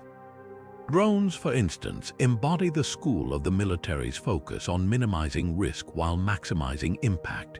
These unmanned systems allow for precise strikes and reconnaissance without exposing personnel to danger, echoing the ancient strategy of leveraging intelligence and terrain to outmaneuver opponents. Similarly, artificial intelligence is being integrated into defense systems to analyze vast amounts of data, predict enemy movements, and optimize decision-making, essentially modernizing the concept of knowing your enemy for the digital age. Cybersecurity is another arena where the school of the military's principles shine. Just as ancient generals sought to protect their borders, modern cybersecurity experts work to safeguard digital infrastructures. The philosophy's emphasis on foresight and adaptability is critical in anticipating cyber attacks, identifying vulnerabilities, and responding swiftly to breaches. Concepts like zero-trust architecture, which assumes that no user or system is inherently trustworthy, mirror the ancient wisdom of never underestimating an adversary's potential to exploit weaknesses. In the realm of space defense, the school of the military's influence is equally profound. As nations expand their presence beyond Earth, the need for strategic planning and resource management becomes paramount. Space-based defense systems, such as satellite networks for communication and surveillance, rely on the same principles of preparation and adaptability that ancient strategists championed. The ability to monitor and respond to threats from orbit is a modern extension of the ancient focus on leveraging high ground and superior positioning. Even in the field of biotechnology, the school of the military's principles are making an impact. Advances in medical technology, such as rapid vaccine development and battlefield medical innovations, reflect the philosophy's emphasis on resilience and resourcefulness.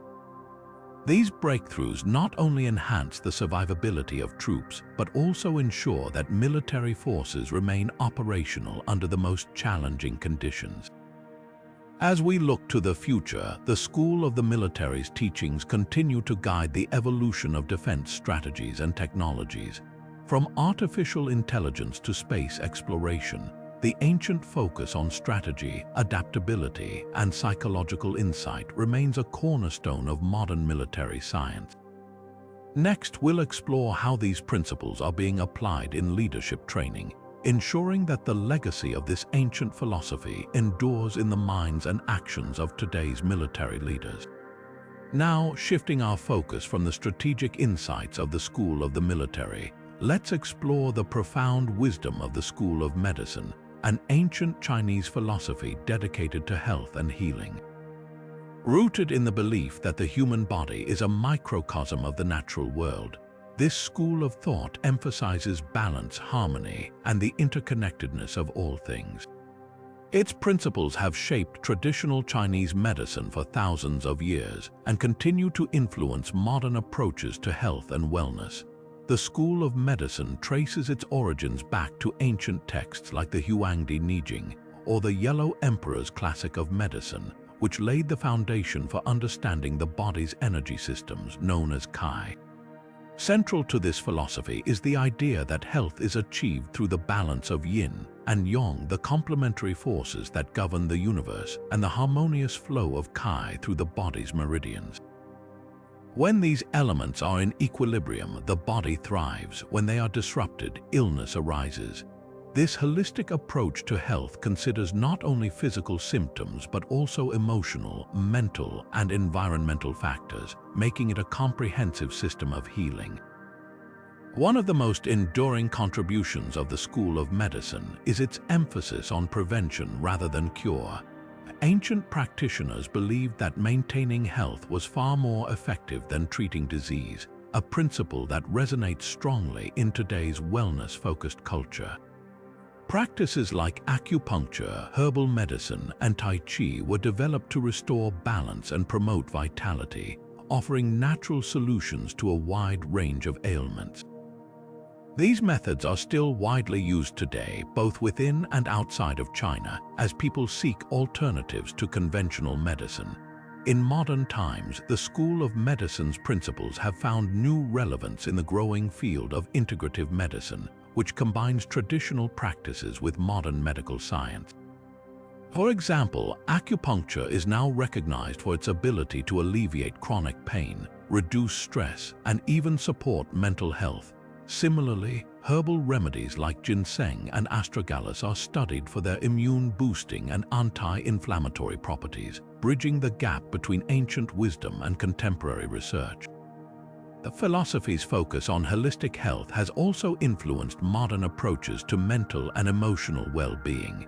Techniques like mindfulness meditation and Qigong, which draw on the School of Medicine's teachings, are used to reduce stress, improve focus, and enhance overall quality of life. These practices highlight the enduring truth that true health encompasses the mind, body, and spirit, a concept that continues to inspire millions around the world. As we reflect on the School of Medicine's legacy, it's clear that its principles are as relevant today as they were in ancient times. By prioritizing balance, prevention, and holistic care, this philosophy offers timeless insights into achieving and maintaining health in an ever-changing world. Next, we'll delve deeper into how these ancient practices are being integrated into modern healthcare systems, ensuring that the wisdom of the School of Medicine continues to heal and inspire. Now, let's take a closer look at how the School of Medicine's ancient principles are being woven into the fabric of modern healthcare. In today's world, where the demand for holistic and integrative approaches to health is growing, the wisdom of this ancient philosophy is finding new life in innovative ways. Modern healthcare systems are increasingly embracing the idea that treating the whole person, mind, body, and spirit is essential for true healing, a concept that lies at the heart of the School of Medicine.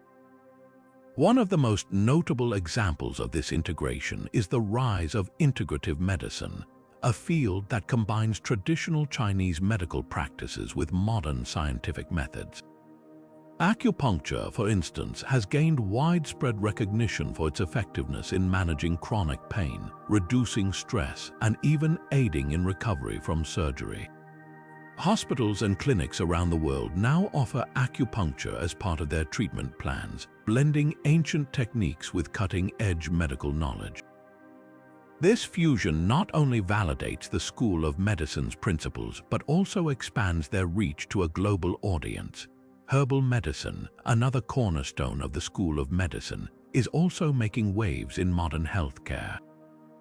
Plants like ginseng, ginger, and astragalus, long revered in traditional Chinese medicine, are now being studied for their therapeutic properties. Researchers are uncovering how these natural remedies can support immune function, reduce inflammation, and even combat chronic conditions like diabetes and heart disease. By incorporating these herbs into modern treatment protocols, healthcare providers are offering patients more options for managing their health naturally. Beyond physical health, the School of Medicine's emphasis on emotional and mental well-being is shaping modern approaches to mental health care. Practices like mindfulness meditation and Qigong, which draw on the philosophy's teachings, are being used to help individuals manage stress, anxiety, and depression. These techniques are particularly valuable in today's fast-paced world, where mental health challenges are on the rise. By promoting balance and inner harmony, they provide tools for people to navigate life's pressures with greater resilience. Even in the realm of preventive care, the School of Medicine's influence is evident. Modern wellness programs often emphasize the importance of lifestyle choices, such as diet, exercise, and stress management, in maintaining health, a direct reflection of the ancient philosophy's focus on prevention. From corporate wellness initiatives to community health campaigns, the idea that small, consistent actions can prevent illness is gaining traction, proving that the School of Medicine's wisdom is as practical today as it was thousands of years ago. As we continue to explore the School of Medicine's impact, it's clear that its principles are not just relics of the past but vital tools for the future. By integrating these ancient teachings into modern healthcare, we are creating a more holistic, patient-centered approach to healing, one that honors the interconnectedness of all aspects of health. Next, we'll turn our attention to the School of Music, where harmony and expression take center stage in a philosophy that continues to resonate in today's world. Now, let's shift our focus to the School of Music, a philosophy that celebrates harmony and cultural expression as essential elements of human life. Rooted in ancient Chinese thought, the School of Music viewed music not just as entertainment but as a powerful tool for cultivating balance, fostering social cohesion, and expressing the deepest emotions of the human spirit. Historically, music was seen as a reflection of the natural order, with its rhythms and melodies mirroring the harmony of the universe. This belief made music a central part of rituals, ceremonies, and even governance, as it was thought to align individuals and communities with the cosmic flow. In ancient China, music was deeply intertwined with Confucian ideals, where it served as a means to teach moral values and promote social harmony. The legendary philosopher Confucius himself emphasized the importance of music in shaping character and fostering a sense of unity. He believed that well-composed music could inspire virtue, while discordant sounds could lead to moral decay. This perspective elevated music to a form of cultural and ethical education, making it a cornerstone of traditional Chinese society. Fast forward to today, and the principles of the School of Music are finding new relevance in the field of music therapy. Modern research has shown that music has a profound impact on the brain, influencing emotions, reducing stress, and even aiding in physical recovery. Music therapy, which draws on these ancient ideas, uses rhythm, melody, and harmony to help individuals cope with mental health challenges, recover from trauma, and improve overall well-being. For example, patients with anxiety or depression often find relief through guided music sessions, where carefully selected pieces help them process emotions and regain a sense of calm. The School of Music's emphasis on harmony also resonates in contemporary approaches to mental health. Techniques like sound healing and guided meditation incorporate musical elements to create a sense of balance and tranquility. Instruments like singing bowls, which produce soothing tones, are used to align the mind and body, echoing the ancient belief in music's ability to restore inner harmony. Even in everyday life, people turn to music as a source of comfort and inspiration, whether it's through listening to a favorite song or playing an instrument. Beyond therapy, the School of Music's legacy can be seen in the way modern cultures use music to express identity and foster connection. From traditional Chinese opera to global music festivals, music continues to serve as a bridge between people, transcending language and cultural barriers. It reminds us that, just as in ancient times, music is a universal language that speaks to the heart and soul. As we explore the enduring influence of the School of Music, it's clear that its principles are as vital today as they were thousands of years ago. By blending ancient wisdom with modern science, we are rediscovering the transformative power of music to heal, inspire, and unite. Next, we'll delve into the school of ritual, where ceremonies and traditions take on a deeper meaning in shaping our lives. Now, let's take a closer look at how the principles of the school of music are being applied in modern music therapy, particularly in the realm of mental health. The ancient belief that music can influence emotions and restore balance has found a powerful ally in contemporary science. Today, music therapy is recognized as a legitimate and effective form of treatment for a wide range of mental health conditions, from anxiety and depression to post-traumatic stress disorder. One of the key ways music therapy works is by tapping into the brain's natural response to rhythm and melody. When we listen to music, our brains release neurotransmitters like dopamine and serotonin, which are associated with feelings of pleasure and well-being. This biological response aligns perfectly with the ancient Chinese idea that music can harmonize the mind and body. Therapists use this connection to create personalized playlists or guided sessions that help patients process emotions, reduce stress, and even improve cognitive function. For example, individuals struggling with anxiety often benefit from slow, calming music that lowers heart rate and promotes relaxation. On the other hand, those dealing with depression might find upliftment in more energetic or emotionally resonant pieces that stimulate positive feelings. Music therapy also incorporates active participation, such as playing instruments or singing, which can empower individuals to express themselves in ways words alone cannot.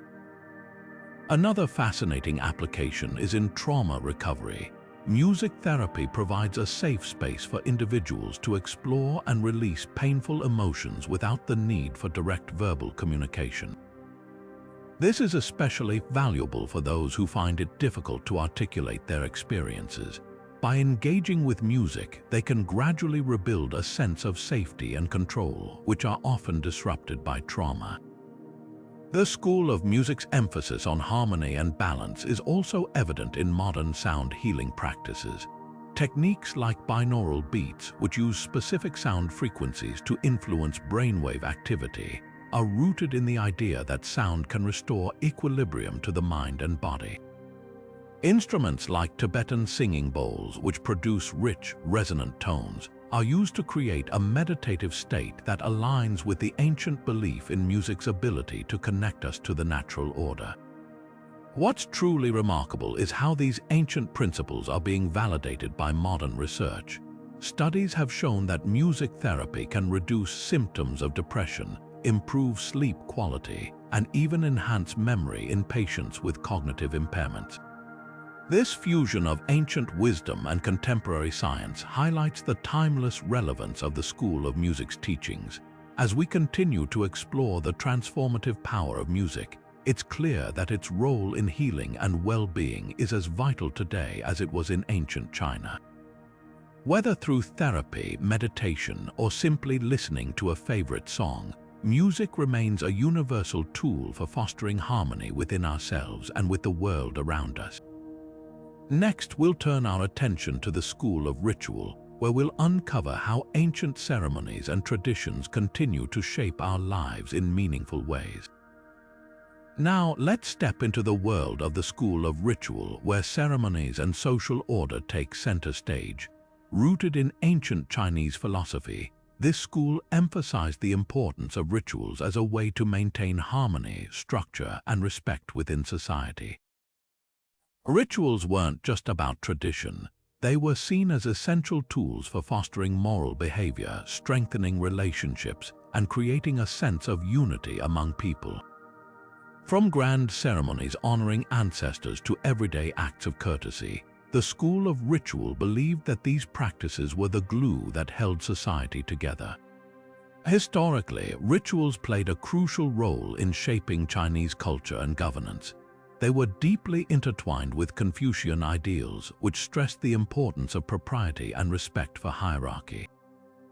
For example, the elaborate ceremonies performed during the imperial era weren't just displays of power.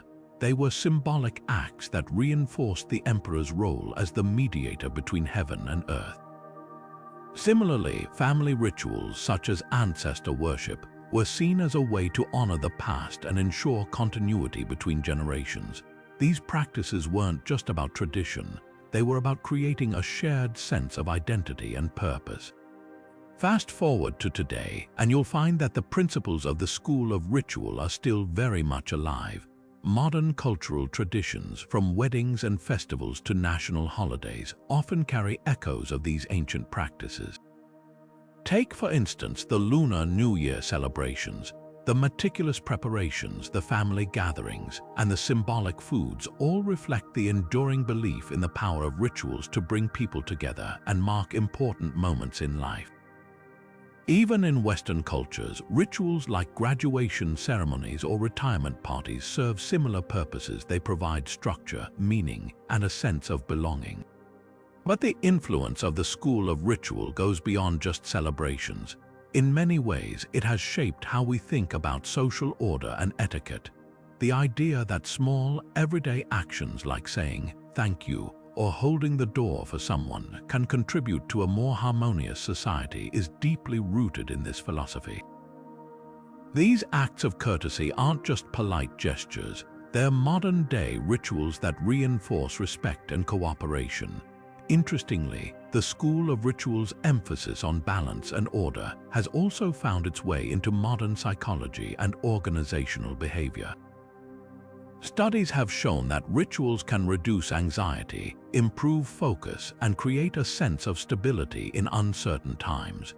Whether it's a morning routine that sets the tone for the day or a team-building exercise that strengthens workplace relationships, the principles of ritual continue to prove their value. As we reflect on the school of ritual, it's clear that its teachings are far from outdated. In a world that often feels chaotic and disconnected, rituals remind us of the importance of connection, respect, and shared purpose. They help us navigate life's transitions, celebrate its joys, and honor its challenges. Next, we'll explore the school of history, where we'll uncover how the lessons of the past continue to shape our understanding of the present and future. Now, let's take a closer look at how the principles of the school of ritual continue to shape modern celebrations and cultural events. From grand national ceremonies to intimate family gatherings, the influence of this ancient philosophy is woven into the fabric of how we mark important moments in life. These rituals, whether old or new, serve as powerful tools for creating meaning, fostering connection, and preserving cultural identity. Consider the way weddings are celebrated across different cultures. In many traditions, the ceremony is filled with symbolic gestures, exchanging rings, lighting candles, or sharing a cup of wine, all of which echo the school of ritual's emphasis on meaningful actions that strengthen bonds. These rituals aren't just for show, they're designed to honor the commitment between two people and bring their families and communities together. Even in modern, non-traditional weddings, couples often create their own rituals to reflect their values and shared journey, proving that the essence of ritual remains timeless. Festivals, too, are a vibrant expression of the school of ritual's enduring legacy. Take, for example, the Mid-Autumn Festival in East Asia, where families gather to admire the full moon, share mooncakes, and express gratitude. This celebration isn't just about the food or the moon, it's a ritual that reinforces family ties, cultural heritage, and a sense of belonging. Similarly, holidays like Thanksgiving in the United States or Diwali in India are built around rituals that bring people together, whether it's sharing a meal, lighting lamps, or expressing gratitude. These traditions remind us of the power of collective celebration to unite and uplift. Even in the realm of sports, rituals play a significant role. Think about the opening ceremonies of the Olympics, where nations come together to showcase their culture and unity through elaborate performances. These events are more than just entertainment. They're modern-day rituals that celebrate human achievement, diversity, and global cooperation. On a smaller scale, sports teams often have pre-game rituals, like a team huddle or a specific warm-up routine that build camaraderie and focus, showing how rituals can enhance performance and morale. In the workplace, rituals are increasingly recognized as tools for fostering team spirit and organizational culture. From annual award ceremonies to weekly team meetings, these practices create a sense of structure and shared purpose. They also provide opportunities for recognition and reflection, helping employees feel valued and connected to their work. This modern application of ritual demonstrates how ancient principles can adapt to contemporary needs, proving their relevance in a fast-paced, ever-changing world. What's fascinating is how rituals evolve while retaining their core purpose. For instance, virtual celebrations have become more common in recent years, allowing people to connect across distances.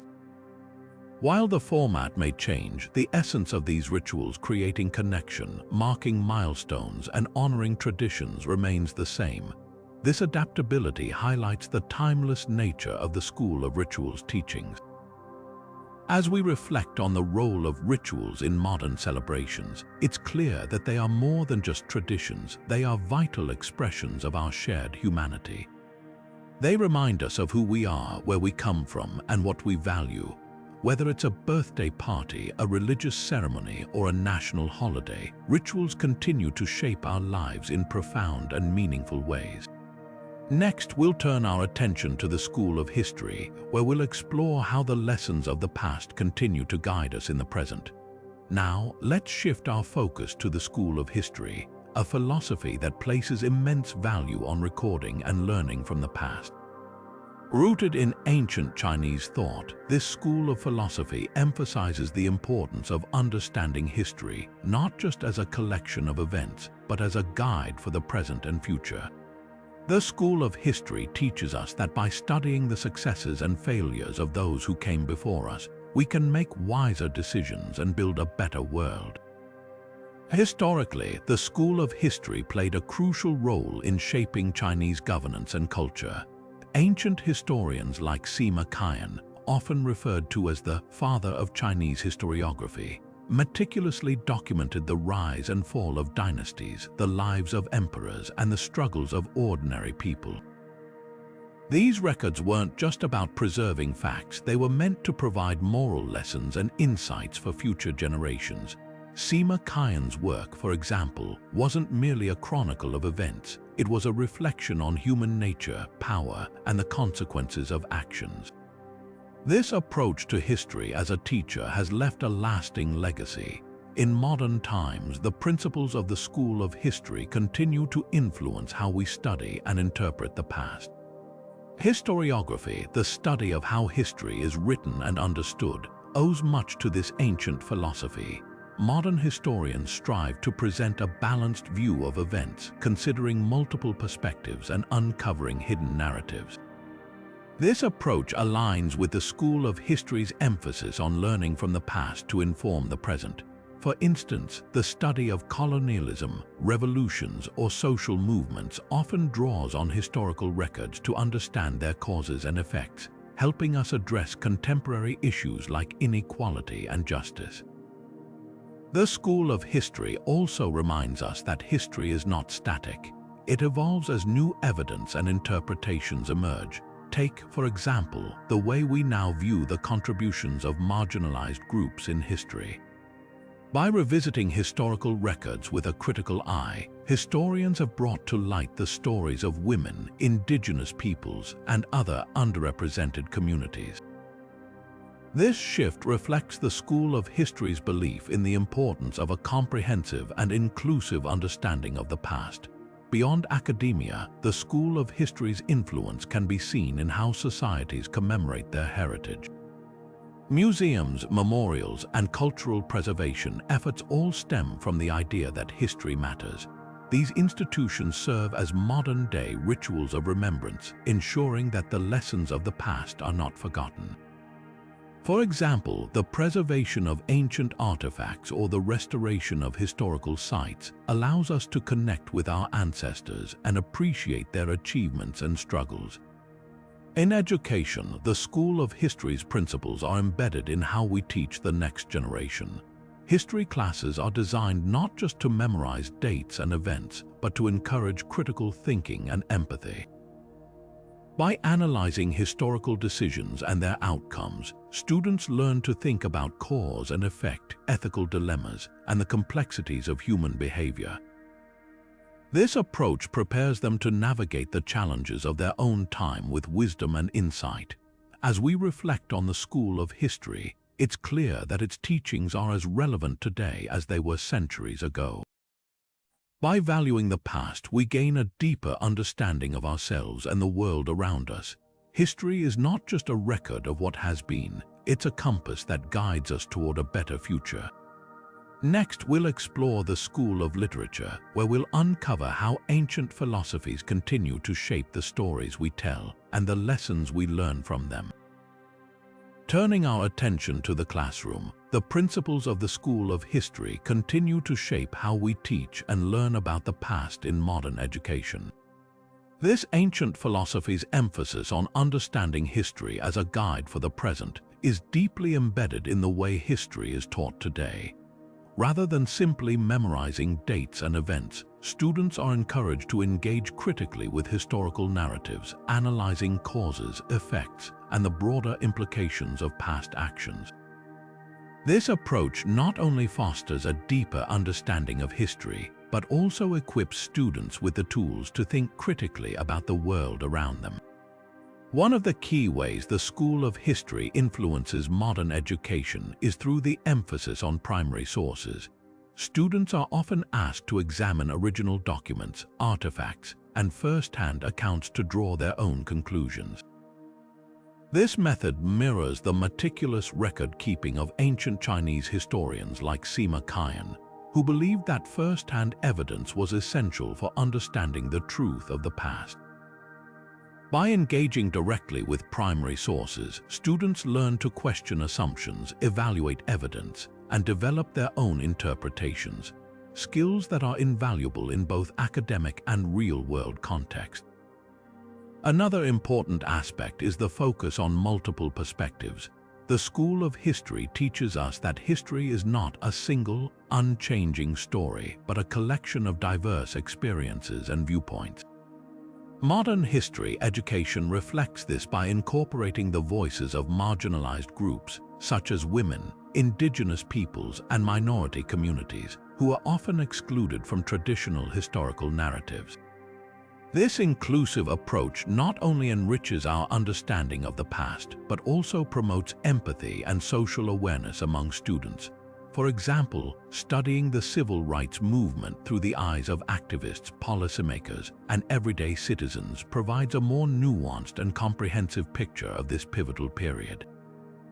The School of History's influence is also evident in the growing emphasis on interdisciplinary learning. History is no longer taught in isolation, but is often integrated with subjects like literature, geography, and even science. This holistic approach reflects the ancient belief that history is interconnected with all aspects of human life. For instance, studying the Industrial Revolution might involve exploring its technological innovations, its impact on literature and art, and its environmental consequences. By connecting history to other disciplines, students gain a richer, more interconnected understanding of the past and its relevance to the present. Research in modern historiography also owes much to the School of History's principles. Historians today strive to uncover hidden narratives and challenge traditional interpretations, much like their ancient counterparts. Advances in technology, such as digital archives and data analysis, have made it easier to access and analyze historical records, allowing researchers to uncover new insights and tell more inclusive stories. This ongoing quest for knowledge reflects the School of History's belief in the evolving nature of historical understanding. In the end, the School of History's enduring legacy in education reminds us that history is not just about the past, it's about shaping the future. By teaching students to think critically, embrace diverse perspectives, and connect the past to the present, we prepare them to navigate the complexities of the modern world with wisdom and insight. As we move forward, let's explore how the school of literature carries forward these timeless lessons, shaping the stories we tell and the lessons we learn from them. Now, let's step into the world of words and imagination as we explore the school of literature. Rooted in ancient Chinese philosophy, this school placed a profound emphasis on artistic expression as a means to convey moral lessons and cultural values. Unlike other schools that focused on governance or natural harmony, the school of literature celebrated the power of storytelling, poetry, and prose to inspire, educate, and reflect the human experience. Its influence stretches far beyond its historical origins, shaping not only classical Chinese literature but also modern media and storytelling traditions around the world. The school of literature emerged during a time when written works were seen as more than mere entertainment. They were tools for moral instruction and societal reflection. Ancient Chinese scholars believed that literature had the power to cultivate virtue, promote ethical behavior, and preserve cultural identity. Works like the Book of Songs, one of the oldest collections of Chinese poetry, were revered not just for their artistic beauty, but for their ability to teach lessons about love, duty, and harmony.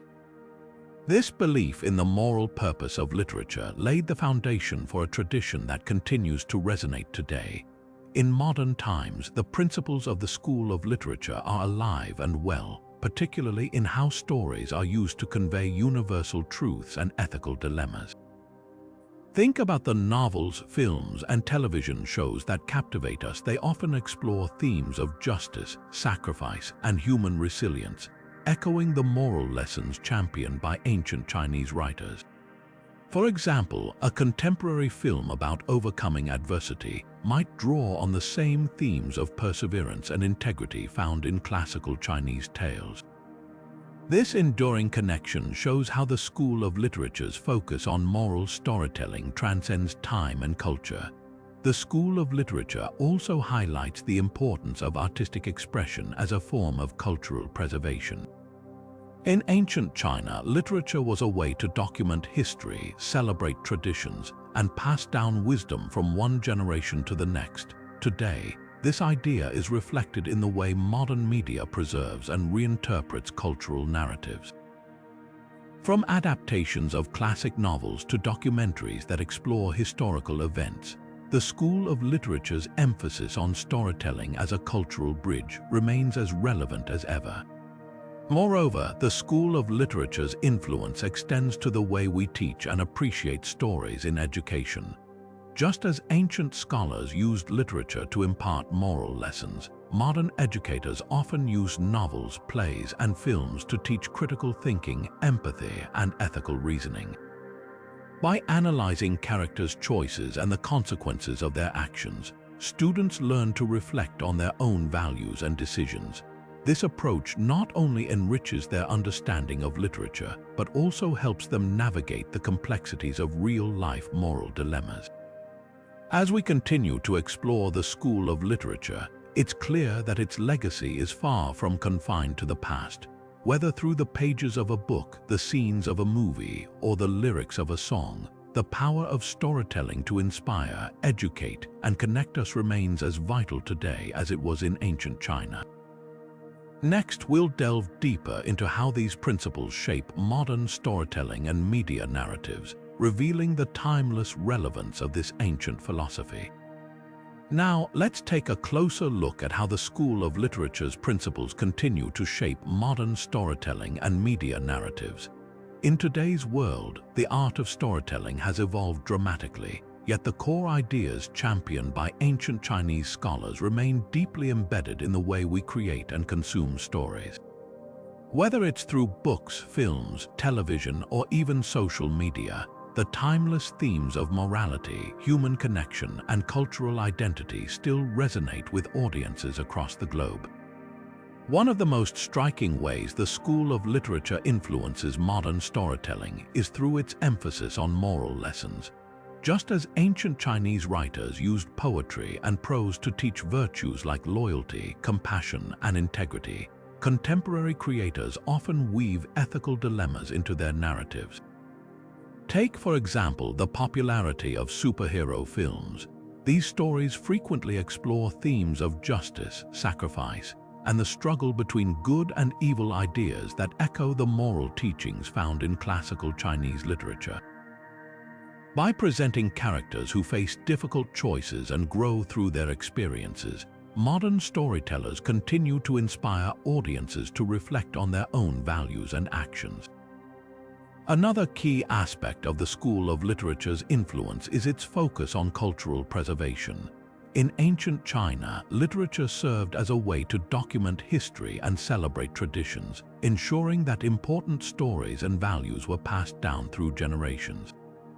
Today, this principle is evident in the way modern media adapts and reinterprets cultural narratives. Historical dramas, for instance, often draw from classical texts or real-life events to bring the past to life, offering viewers a deeper understanding of their heritage.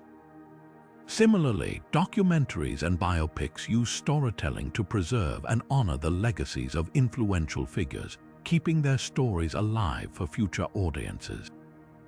The school of literature also highlights the power of storytelling to foster empathy and understanding. In ancient times, literature was seen as a way to connect people across different walks of life, offering insights into the human experience. This idea remains central to modern storytelling, where diverse voices and perspectives are increasingly celebrated. Shows and films that explore different cultures, identities, and experiences help bridge gaps between communities, encouraging viewers to see the world through someone else's eyes.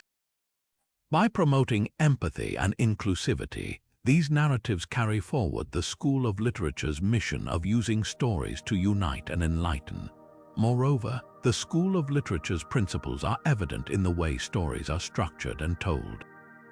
Ancient Chinese writers often used symbolism, metaphor, and layered meanings to convey their messages, techniques that are still widely used in modern storytelling. Think of a film that uses visual metaphors to convey a character's inner turmoil, or a novel that employs allegory to comment on societal issues. These storytelling techniques, rooted in the school of literature's tradition, add depth and richness to narratives, inviting audiences to engage with the material on a deeper level. As we reflect on the school of literature's enduring impact, it's clear that its principles are not just relics of the past but living, breathing elements of modern storytelling. From the moral lessons embedded in our favorite films to the cultural preservation seen in historical dramas, the legacy of this ancient philosophy continues to shape the way we tell and experience stories. Next, we'll explore how the school of calligraphy carries forward its artistic and philosophical traditions into the modern world, offering yet another fascinating glimpse into the relevance of ancient Chinese thought. Shifting our focus to the art of expression, let's explore the school of calligraphy, a philosophy that beautifully intertwines artistic creativity with disciplined practice. Rooted in ancient China, calligraphy was far more than just a method of writing. It was a profound form of artistic expression and a reflection of one's inner character. The school of calligraphy emphasized the importance of precision, patience, and harmony, teaching that every brushstroke carried meaning and intention. This philosophy viewed calligraphy as a meditative practice where the artist's state of mind was as important as the final piece. Through this art form, practitioners cultivated not only their technical skills but also their emotional and spiritual well-being. Historically, calligraphy held a revered place in Chinese culture, often seen as a bridge between the literary and visual arts. Scholars and artists alike dedicated years to mastering the art, believing that the elegance of their writing reflected their moral and intellectual refinement. The tools of calligraphy, the brush, ink, paper, and inkstone, were considered sacred, each playing a vital role in the creation of a harmonious piece. This deep respect for the craft highlights the school of calligraphy's emphasis on discipline and mindfulness, principles that continue to resonate in modern times. Today, the principles of the school of calligraphy find new life in the field of art therapy. Just as ancient calligraphers used their art to express emotions and achieve inner balance, modern art therapists incorporate calligraphy-inspired techniques to help individuals process their feelings and reduce stress. The rhythmic, deliberate movements of brushstrokes can be incredibly soothing, offering a form of meditative practice that promotes mental clarity and emotional release. For many, engaging in calligraphy or similar artistic activities provides a sense of calm and focus, much like it did for practitioners centuries ago. Beyond therapy, the school of calligraphy's influence can be seen in contemporary art and design. Many modern artists draw inspiration from the fluidity and grace of traditional calligraphy, blending ancient techniques with modern aesthetics. This fusion creates works that honor the past while embracing the present, showcasing the timeless appeal of calligraphic art. Additionally, the discipline and attention to detail cultivated through calligraphy are valuable skills in today's fast-paced world, encouraging mindfulness and patience in both personal and professional endeavors. As we reflect on the school of calligraphy's enduring legacy, it's clear that its principles transcend time and culture. Whether through the therapeutic benefits of art or the timeless beauty of calligraphic design, this ancient philosophy continues to inspire and enrich our lives. Next, we'll delve into the school of painting, another fascinating tradition that bridges the gap between artistic expression and cultural identity, offering further insights into the relevance of ancient Chinese thought in the modern world. Now, let's take a closer look at how the principles of the school of calligraphy are being applied in modern art therapy, offering a unique pathway to mental well-being. In today's fast-paced world where stress and anxiety are increasingly common, the meditative and deliberate nature of calligraphy provides a powerful tool for emotional healing. Art therapists often incorporate calligraphy-inspired techniques to help individuals express emotions that might be difficult to articulate through words alone. The rhythmic flow of brushstrokes combined with the focus required to create each character creates a calming effect that can reduce stress and promote mindfulness. One of the key aspects of calligraphy that makes it so effective in therapy is its emphasis on the present moment.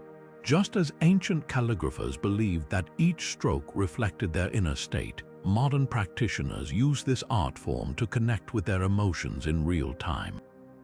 The act of holding the brush, mixing the ink, and carefully forming each character encourages a sense of grounding and presence.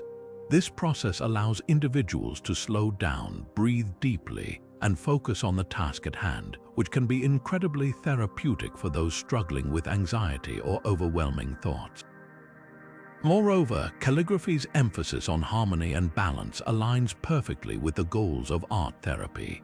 Many therapists guide their clients to create pieces that reflect their emotional state, using the fluidity of brushstrokes to symbolize the ebb and flow of their feelings. This can be particularly helpful for individuals dealing with trauma or grief, as it provides a safe and creative outlet for processing complex emotions.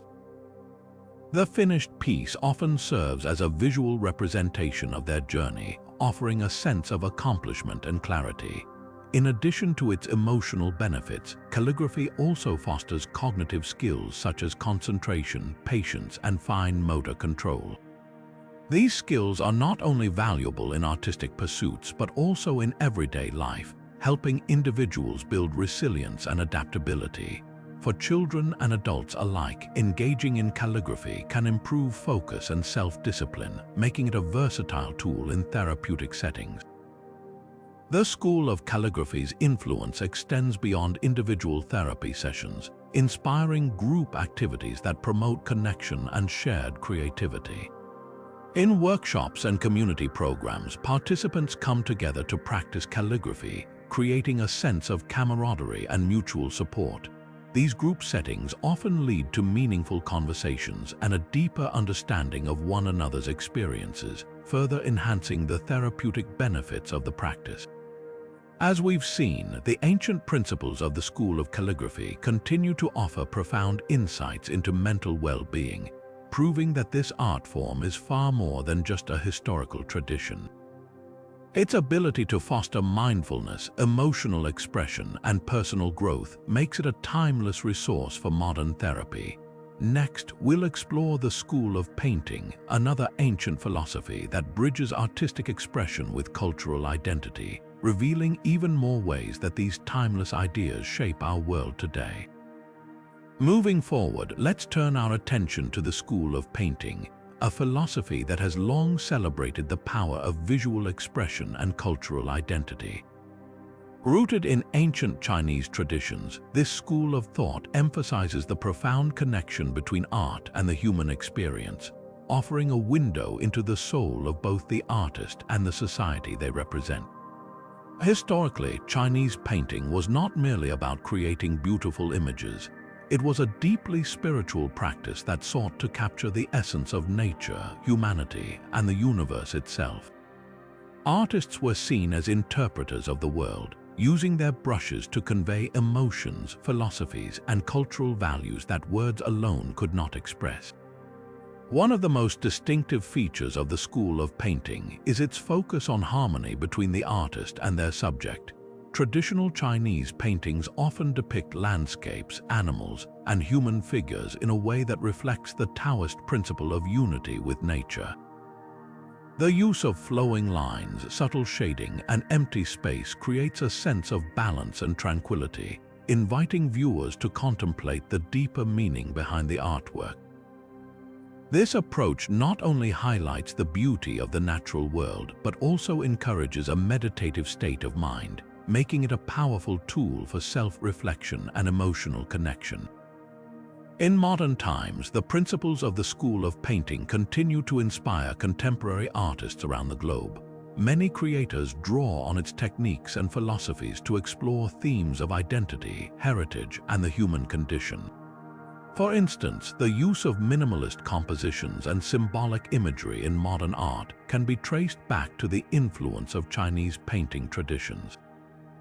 Artists today often blend these ancient methods with modern mediums, creating works that resonate with audiences across cultures and generations. This fusion of old and new demonstrates the timeless relevance of the school of painting, proving that its teachings are as meaningful today as they were centuries ago. Beyond its artistic applications, the school of painting also plays a significant role in preserving cultural identity. In a world where globalization often leads to the erosion of traditional practices, this philosophy serves as a reminder of the importance of honoring one's roots. Through their work, artists keep ancient stories, values, and customs alive, ensuring that future generations can connect with their heritage. This aspect of the school of painting is particularly relevant in today's multicultural societies, where art serves as a bridge between different communities, fostering understanding and appreciation for diverse perspectives. The school of painting's emphasis on emotional expression and cultural storytelling also makes it a valuable tool in education and therapy. Art educators often incorporate its principles into their teaching methods, encouraging students to explore their creativity while learning about history and culture. Similarly, art therapists use painting as a way to help individuals process emotions, build self-awareness, and find healing through creative expression. The act of painting, much like calligraphy, requires focus and mindfulness, making it an effective practice for reducing stress and promoting mental well-being. As we reflect on the enduring legacy of the school of painting, it's clear that this ancient philosophy offers more than just aesthetic beauty. It provides a framework for understanding the world, expressing emotions, and preserving cultural heritage in a way that transcends time and place. Its influence can be seen in everything from modern art galleries to community workshops, proving that the lessons of the past continue to shape our present and future. Next, we'll explore the school of architecture, where ancient principles of harmony and functionality meet the challenges of modern urban living. Now, let's take a closer look at how the school of painting has left its mark on modern art movements and styles. The timeless principles of this ancient philosophy have found new life in the hands of contemporary artists, who reinterpret its teachings to address today's cultural and social themes. One striking example is the influence of Chinese painting techniques on abstract expressionism, a movement that emerged in the mid-20th century. Artists like Mark Rothko and Jackson Pollock drew inspiration from the school of painting's emphasis on emotional depth and the interplay of form and space. Their works, much like traditional Chinese paintings, invite viewers to experience a sense of contemplation and connection, proving that the essence of this ancient philosophy transcends both time and geography. Another area where the school of painting's influence is evident is in the minimalist art movement. Minimalism, with its focus on simplicity and the power of negative space, echoes the principles of balance and harmony found in Chinese painting. Artists such as Agnes Martin and Ellsworth Kelly have created works that reflect the meditative quality of traditional Chinese landscapes, using clean lines and restrained compositions to evoke a sense of calm and introspection. This connection highlights how the school of painting's teachings continue to resonate with modern audiences, offering a fresh perspective on the relationship between art and emotion. The school of painting has also inspired contemporary artists to explore themes of cultural identity and heritage. In an increasingly globalized world, many creators are turning to their roots for inspiration, blending traditional techniques with modern mediums to tell stories that are both personal and universal. For instance, artists like Ai Weiwei and Zhu Bing have used their work to challenge societal norms and preserve cultural narratives, drawing on the school of painting's emphasis on storytelling and symbolism. Their art serves as a bridge between the past and the present, reminding us of the enduring power of visual expression to convey complex ideas and emotions. Beyond individual artists, the principles of the school of painting have also shaped entire art movements, such as the rise of environmental art. This movement, which seeks to highlight humanity's relationship with nature, aligns closely with the Taoist ideals of harmony and unity that underpin traditional Chinese painting. Artists like Andy Goldsworthy and Olafur Eliasson create works that emphasize the beauty and fragility of the natural world, using their art to inspire reflection and action. In this way, the school of painting's teachings continue to influence how we think about art, nature, and our place within the larger ecosystem. The school of painting's impact on modern art movements is a testament to its timeless relevance. By blending ancient wisdom with contemporary creativity, artists around the world are keeping its principles alive, proving that the lessons of the past can still inspire and guide us today. As we move forward, we'll explore the school of architecture, where ancient ideas of harmony and functionality meet the demands of modern urban living. Shifting our focus to the built environment, the School of Architecture offers profound insights into how structures can embody harmony and functionality. Rooted in ancient Chinese philosophy, this school of thought emphasizes the seamless integration of human creations with the natural world.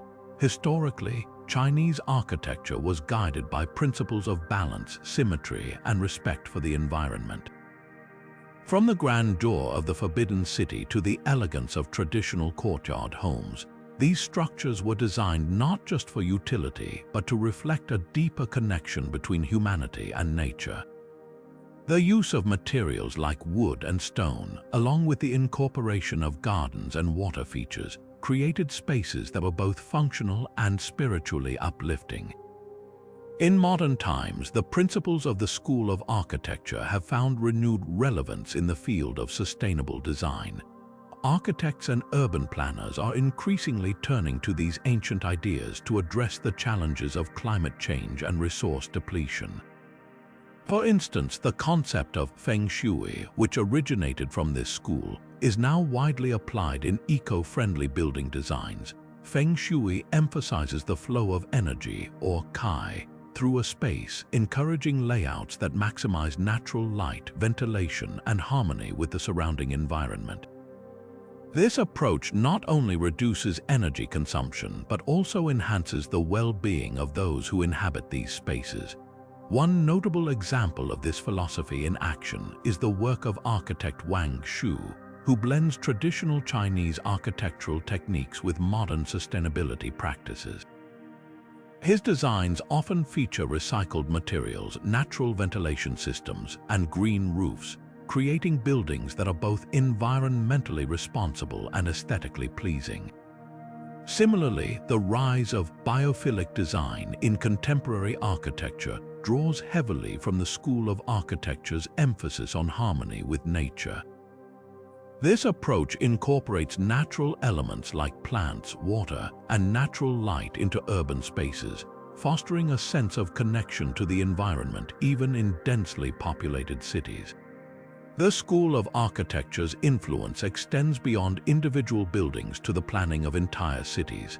Ancient Chinese cities were often designed with a grid layout that balanced functionality with symbolic meaning, reflecting the harmony between heaven, earth, and humanity.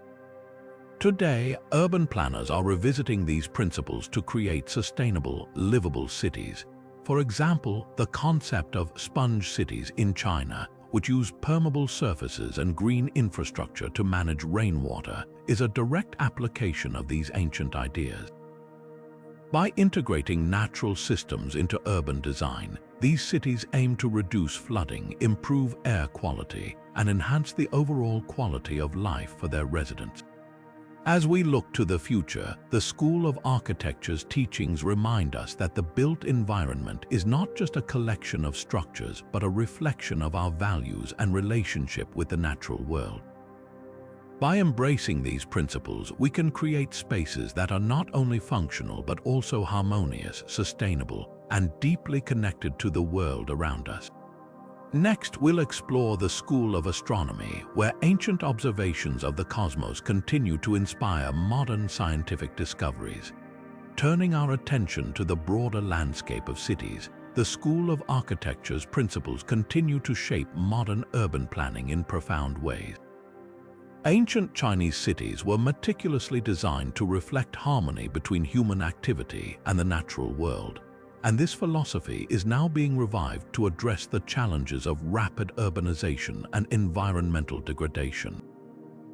Today, urban planners are drawing inspiration from these age-old ideas to create cities that are not only functional but also sustainable and resilient.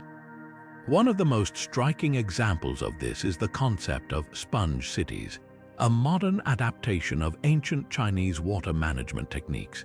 These cities are designed to absorb, store, and purify rainwater using permeable surfaces, green roofs, and interconnected water systems. By mimicking natural hydrological processes, sponge cities reduce the risk of flooding, replenish groundwater supplies, and improve water quality. This approach not only addresses environmental concerns but also enhances the quality of life for urban residents by creating greener, more livable spaces. Another key principle from the School of Architecture that influences modern urban planning is the emphasis on balance and symmetry. Ancient Chinese cities often followed a grid layout that aligned with cosmic principles, symbolizing the harmony between heaven, earth, and humanity. Today, this idea is reflected in the design of eco-friendly neighborhoods that prioritize walkability, mixed-use spaces, and access to green areas. By integrating parks, community gardens, and pedestrian-friendly pathways, these neighborhoods foster a sense of connection to nature and promote healthier, more sustainable lifestyles. The concept of Feng Shui also plays a significant role in contemporary urban design. Modern planners are incorporating Feng Shui principles to optimize the flow of energy, or Kai, within urban spaces. This includes positioning buildings to maximize natural light and ventilation, creating open spaces that encourage social interaction, and designing streetscapes that blend seamlessly with the surrounding environment. These practices not only enhance the aesthetic appeal of cities but also contribute to the well-being of their inhabitants. In addition to these practical applications, the School of Architecture's emphasis on harmony with nature is inspiring innovative approaches to eco-friendly architecture. For instance, the use of renewable materials, energy-efficient systems, and biophilic design elements is becoming increasingly common in urban developments. Buildings are being designed to integrate natural features like vertical gardens, green walls, and solar panels, reducing their environmental impact while creating healthier indoor environments. As we look to the future, the School of Architecture's teachings remind us that cities are more than just collections of buildings. They are living ecosystems that reflect our values and relationship with the natural world. By embracing these ancient principles, we can create urban spaces that are not only functional and sustainable, but also deeply connected to the environment and the communities they serve. Next, we'll explore the School of Astronomy, where ancient observations of the cosmos continue to inspire modern scientific discoveries. Now, let's shift our gaze upward to the stars, where the School of Astronomy offers a fascinating blend of celestial observation and philosophical insight. Rooted in ancient China, this school of thought was deeply intertwined with the belief that the heavens held profound wisdom about the natural order and human destiny. Ancient Chinese astronomers meticulously charted the movements of stars, planets, and celestial phenomena, not just for practical purposes like agriculture and timekeeping, but also to uncover deeper truths about the universe and humanity's place within it. The School of Astronomy emerged during a time when the cosmos was seen as a mirror of earthly affairs. Emperors relied on astronomers to interpret celestial events, believing that phenomena like eclipses, comets, and planetary alignments carried messages from the heavens. This practice, known as astrology, was more than mere superstition. It reflected a sophisticated understanding of the interconnectedness of all things. The ancient Chinese developed advanced tools like the armillary sphere and the celestial globe to map the skies, laying the groundwork for centuries of astronomical discovery. Fast forward to today, and the principles of the School of Astronomy continue to resonate in modern space exploration. The meticulous observation and recording of celestial patterns by ancient astronomers paved the way for contemporary scientific methods. For instance, the Chinese practice of tracking solar and lunar cycles contributed to the development of accurate calendars, which remain essential for both agriculture and space missions. Similarly, the ancient emphasis on understanding cosmic harmony has inspired modern scientists to explore the universe not just as a collection of objects, but as a dynamic, interconnected system. One of the most striking examples of this legacy is China's modern space program, which draws on centuries of astronomical tradition. The Chang lunar missions, named after the moon goddess of Chinese mythology, reflect a deep cultural reverence for the cosmos. These missions have not only advanced our scientific understanding of the moon, but also rekindled a sense of wonder and curiosity about the universe. The School of Astronomy's emphasis on observation and interpretation continues to guide modern researchers as they seek to unravel the mysteries of space. Beyond practical applications, the School of Astronomy also offers a philosophical perspective that remains relevant today. Its teachings remind us that the pursuit of knowledge is not just about understanding the physical world, but also about contemplating our place within the grand tapestry of existence. This holistic approach resonates with modern efforts to explore space not just for scientific discovery, but also for the profound insights it offers into the nature of life and the universe. As we look to the stars, the School of Astronomy invites us to see ourselves as part of something much larger, a cosmic dance that has inspired humanity for millennia. Next, we'll delve into the School of Mathematics, where ancient Chinese thinkers laid the foundations for modern innovation through their groundbreaking work in logic and problem-solving. Turning our attention to the present, the principles of the School of Astronomy continue to shape modern scientific endeavors in profound ways. The ancient Chinese approach to studying the cosmos, marked by meticulous observation, a deep respect for natural patterns, and a holistic view of the universe, has left an indelible mark on contemporary astronomy. Today, these principles inspire researchers to explore the cosmos not just as a collection of celestial bodies, but as a dynamic, interconnected system that holds clues to the origins of life and the fundamental laws of nature. One of the most significant contributions of the school of astronomy to modern science is its emphasis on long-term observation. Ancient Chinese astronomers meticulously recorded celestial events over centuries, creating a rich archive of data that modern scientists still reference. This practice of sustained observation laid the groundwork for the scientific method, encouraging researchers to gather evidence over time and draw conclusions based on patterns. In modern astronomy, this approach is mirrored in projects like the Kepler Space Telescope, which monitored thousands of stars for years to identify exoplanets, or the Large Sky Area Multi-Object Fiber Spectroscopic Telescope in China, which maps millions of galaxies to study the universe's structure. The school of astronomy's focus on harmony and balance also resonates in modern astrophysics. Ancient astronomers believed that the cosmos operated according to a natural order, a concept that aligns with modern theories about the laws governing the universe. For instance, the idea of cosmic harmony finds echoes in the study of gravitational waves, which reveal the intricate interplay of massive objects like black holes and neutron stars. These discoveries not only deepen our understanding of the universe, but also reinforce the ancient belief that the cosmos is governed by a set of elegant, interconnected principles. Moreover, the school of astronomy's integration of philosophy and science continues to inspire modern researchers. Ancient astronomers saw their work as more than just a technical pursuit. It was a way to contemplate humanity's place in the universe. This philosophical dimension is reflected in modern efforts to explore questions about the origins of life, the possibility of extraterrestrial intelligence, and the ultimate fate of the cosmos.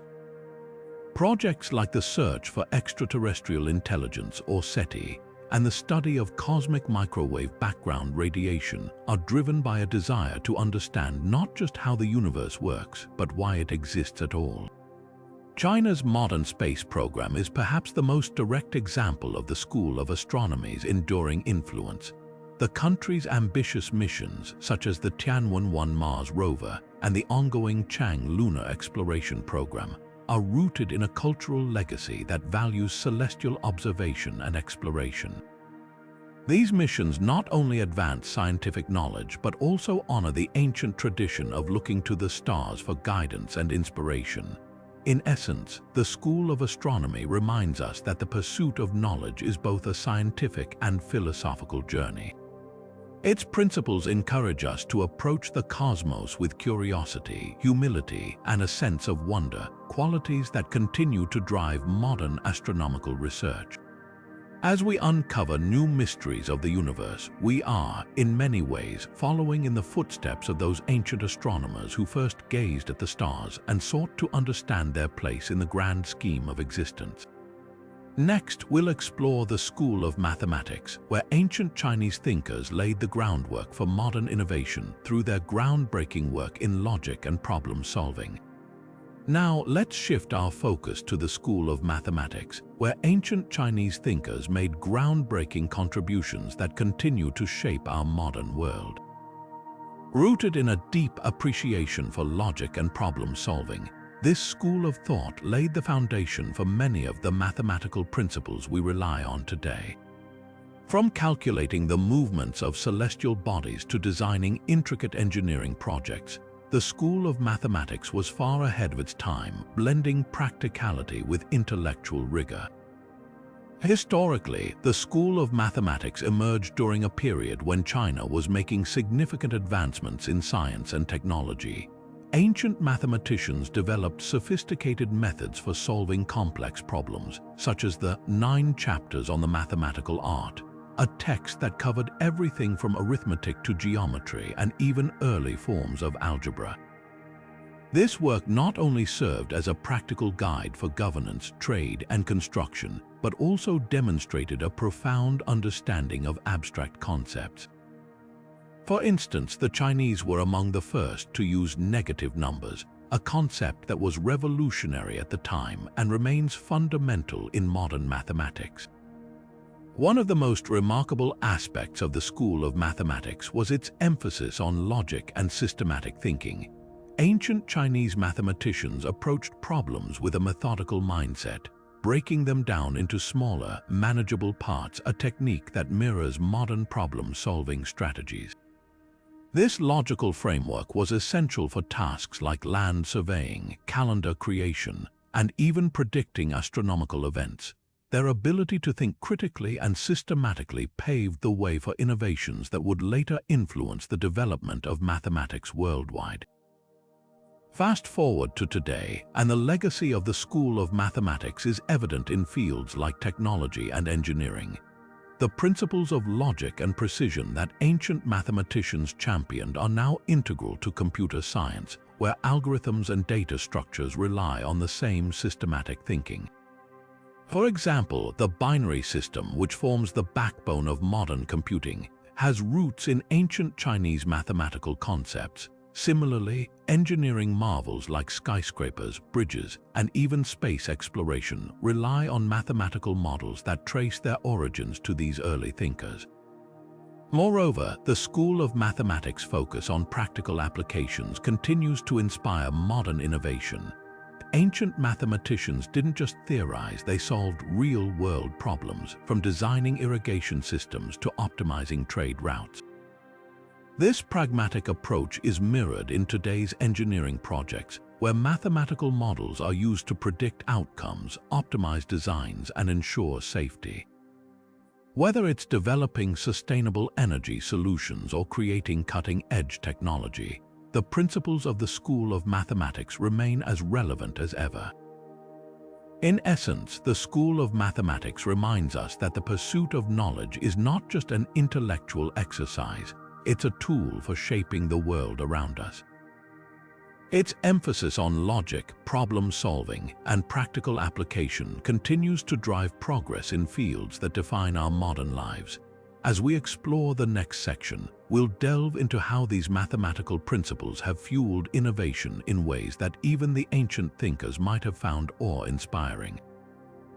Now, let's take a closer look at how the principles of the school of mathematics continue to drive modern technological advancements. The logical and systematic thinking championed by ancient Chinese mathematicians has become the backbone of innovation in today's world. From the devices we use daily to the infrastructure that supports our cities, the influence of these ancient ideas is everywhere. Consider the field of computer science, where algorithms and data structures are built on the same principles of logic and precision that the school of mathematics emphasized. The binary system, which is the foundation of all modern computing, has roots in ancient Chinese mathematical concepts. This system, based on the idea of representing information using only two states, 0 and 1, has revolutionized how we process and store data. Without this foundational concept, the digital age as we know it simply wouldn't exist. Another area where the school of mathematics shines is in artificial intelligence. Machine learning algorithms, which power everything from voice assistants to self-driving cars, rely heavily on mathematical models to analyze data and make predictions. These models are built on the same problem-solving techniques that ancient mathematicians used to tackle complex challenges. By breaking down large problems into smaller, manageable parts, modern innovators are able to create systems that can learn, adapt, and improve over time. Engineering is another field deeply influenced by these ancient principles. Whether it's designing skyscrapers, bridges, or even spacecraft, engineers use mathematical models to predict outcomes, optimize designs, and ensure safety. The precision and attention to detail that were hallmarks of the school of mathematics are now essential tools for creating structures that can withstand the test of time and nature. For example, the calculations used to determine the load-bearing capacity of a bridge or the aerodynamics of a rocket are rooted in the same mathematical rigor that ancient thinkers applied to their own projects. Even in the realm of renewable energy, the school of mathematics plays a crucial role.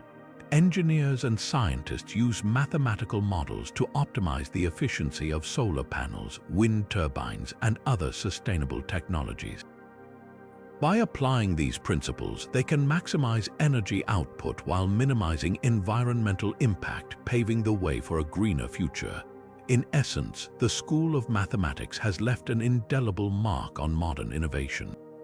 Its emphasis on logic, precision, and practical application continues to inspire breakthroughs that shape our world.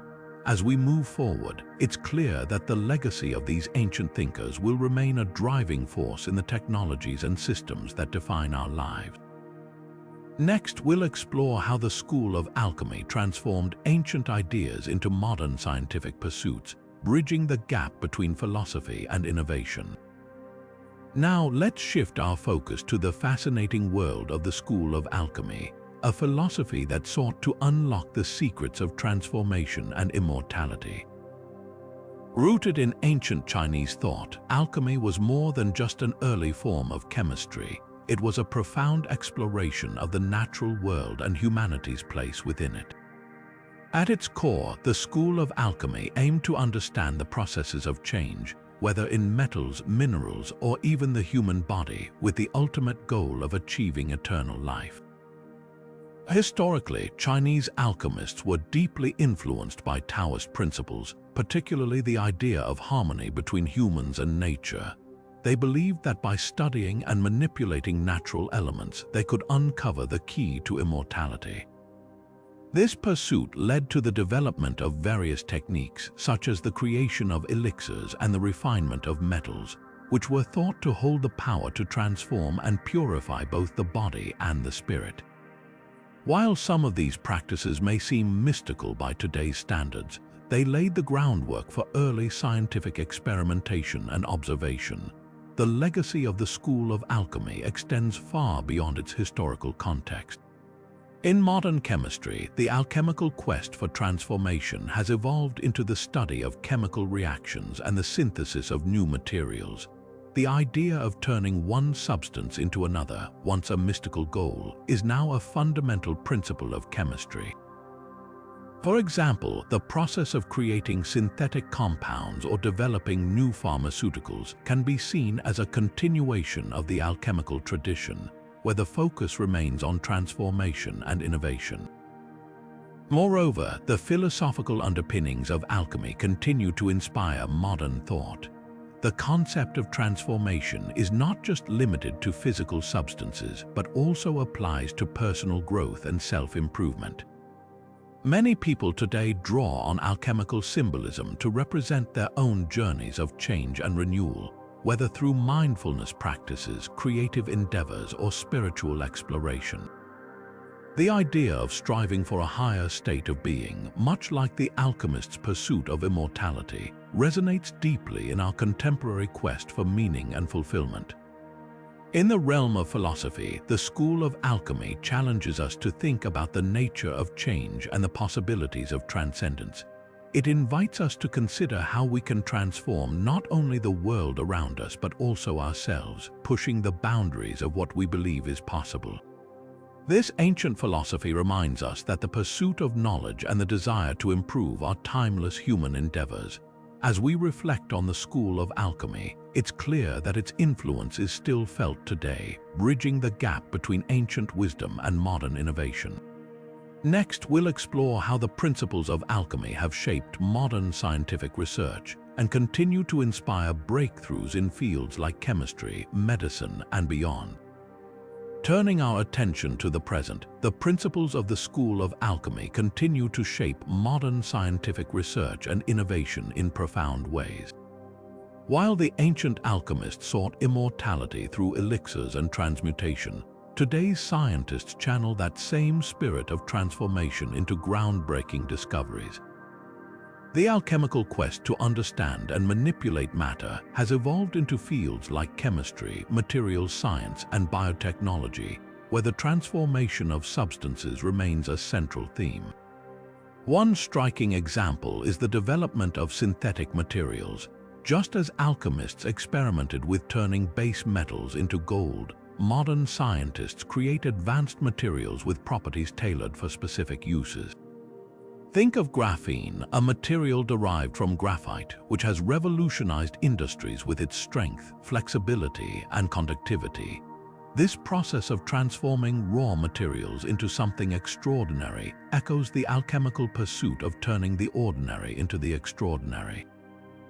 In medicine, the alchemical legacy is equally evident. The creation of life-saving drugs and therapies often involves transforming natural compounds into powerful treatments. For instance, the synthesis of penicillin, which began with the observation of mold, mirrors the alchemist's belief in the transformative power of nature. Today, researchers continue to explore how natural substances can be modified to combat diseases, reflecting the alchemical ideal of harnessing nature's potential for human benefit. Beyond the physical sciences, the alchemical mindset also influences modern approaches to problem-solving and innovation.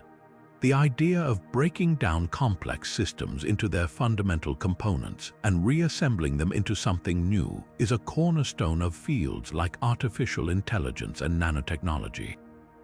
These disciplines embody the alchemical principle of transformation, pushing the boundaries of what is possible and redefining our understanding of the world. The school of alchemy also inspires a philosophical approach to science, emphasizing curiosity, experimentation, and the pursuit of the unknown. Modern researchers, much like the alchemists of old, are driven by a desire to uncover hidden truths and unlock new possibilities. This spirit of exploration fuels advancements in renewable energy, space exploration, and even quantum computing, where the transformation of energy and information holds the key to future breakthroughs. As we look to the future, the principles of the School of Alchemy remind us that the pursuit of transformation is a timeless endeavor. Whether in the lab, the clinic, or the cosmos, the drive to understand and reshape the world around us continues to propel humanity forward. Next, we'll delve into the School of Mathematics, where logic and problem-solving take center stage, shaping the foundations of modern technology and innovation. As we reach the end of our journey through 50 ancient Chinese philosophies, it's clear that these timeless ideas continue to shape our world in profound ways. From Confucianism's emphasis on moral integrity and social harmony to Taoism's focus on balance and nature, these philosophies offer wisdom that transcends time and culture. We've seen how legalism's principles of governance influence modern political systems, how MOHISM's call for universal love inspires social justice movements, and how the Yin-Yang theory provides a framework for understanding balance in health and psychology. The School of Alchemy's spirit of transformation drives scientific innovation, while the School of Mathematics lays the foundation for technological advancements. Each philosophy, whether rooted in ethics, nature, or logic, offers a unique lens through which we can navigate the complexities of modern life. These ancient teachings remind us that the challenges we face today, whether in relationships, work, or personal growth, are not so different from those faced by people thousands of years ago. The solutions they proposed, grounded in wisdom and practicality, remain as relevant as ever. By reflecting on these philosophies, we can find guidance for living more meaningful, balanced, and harmonious lives. Now, it's your turn to explore how these ideas resonate with you. Which of these philosophies speaks to your own experiences or challenges? How might you apply their principles to your daily life? Share your thoughts in the comments below. We'd love to hear your perspective. And if you found this exploration of ancient wisdom insightful, don't forget to subscribe and hit the notification bell so you never miss a video. Together, let's continue uncovering the timeless lessons that connect us to the past and inspire us to build a better future. Thank you for watching, and we'll see you in the next video.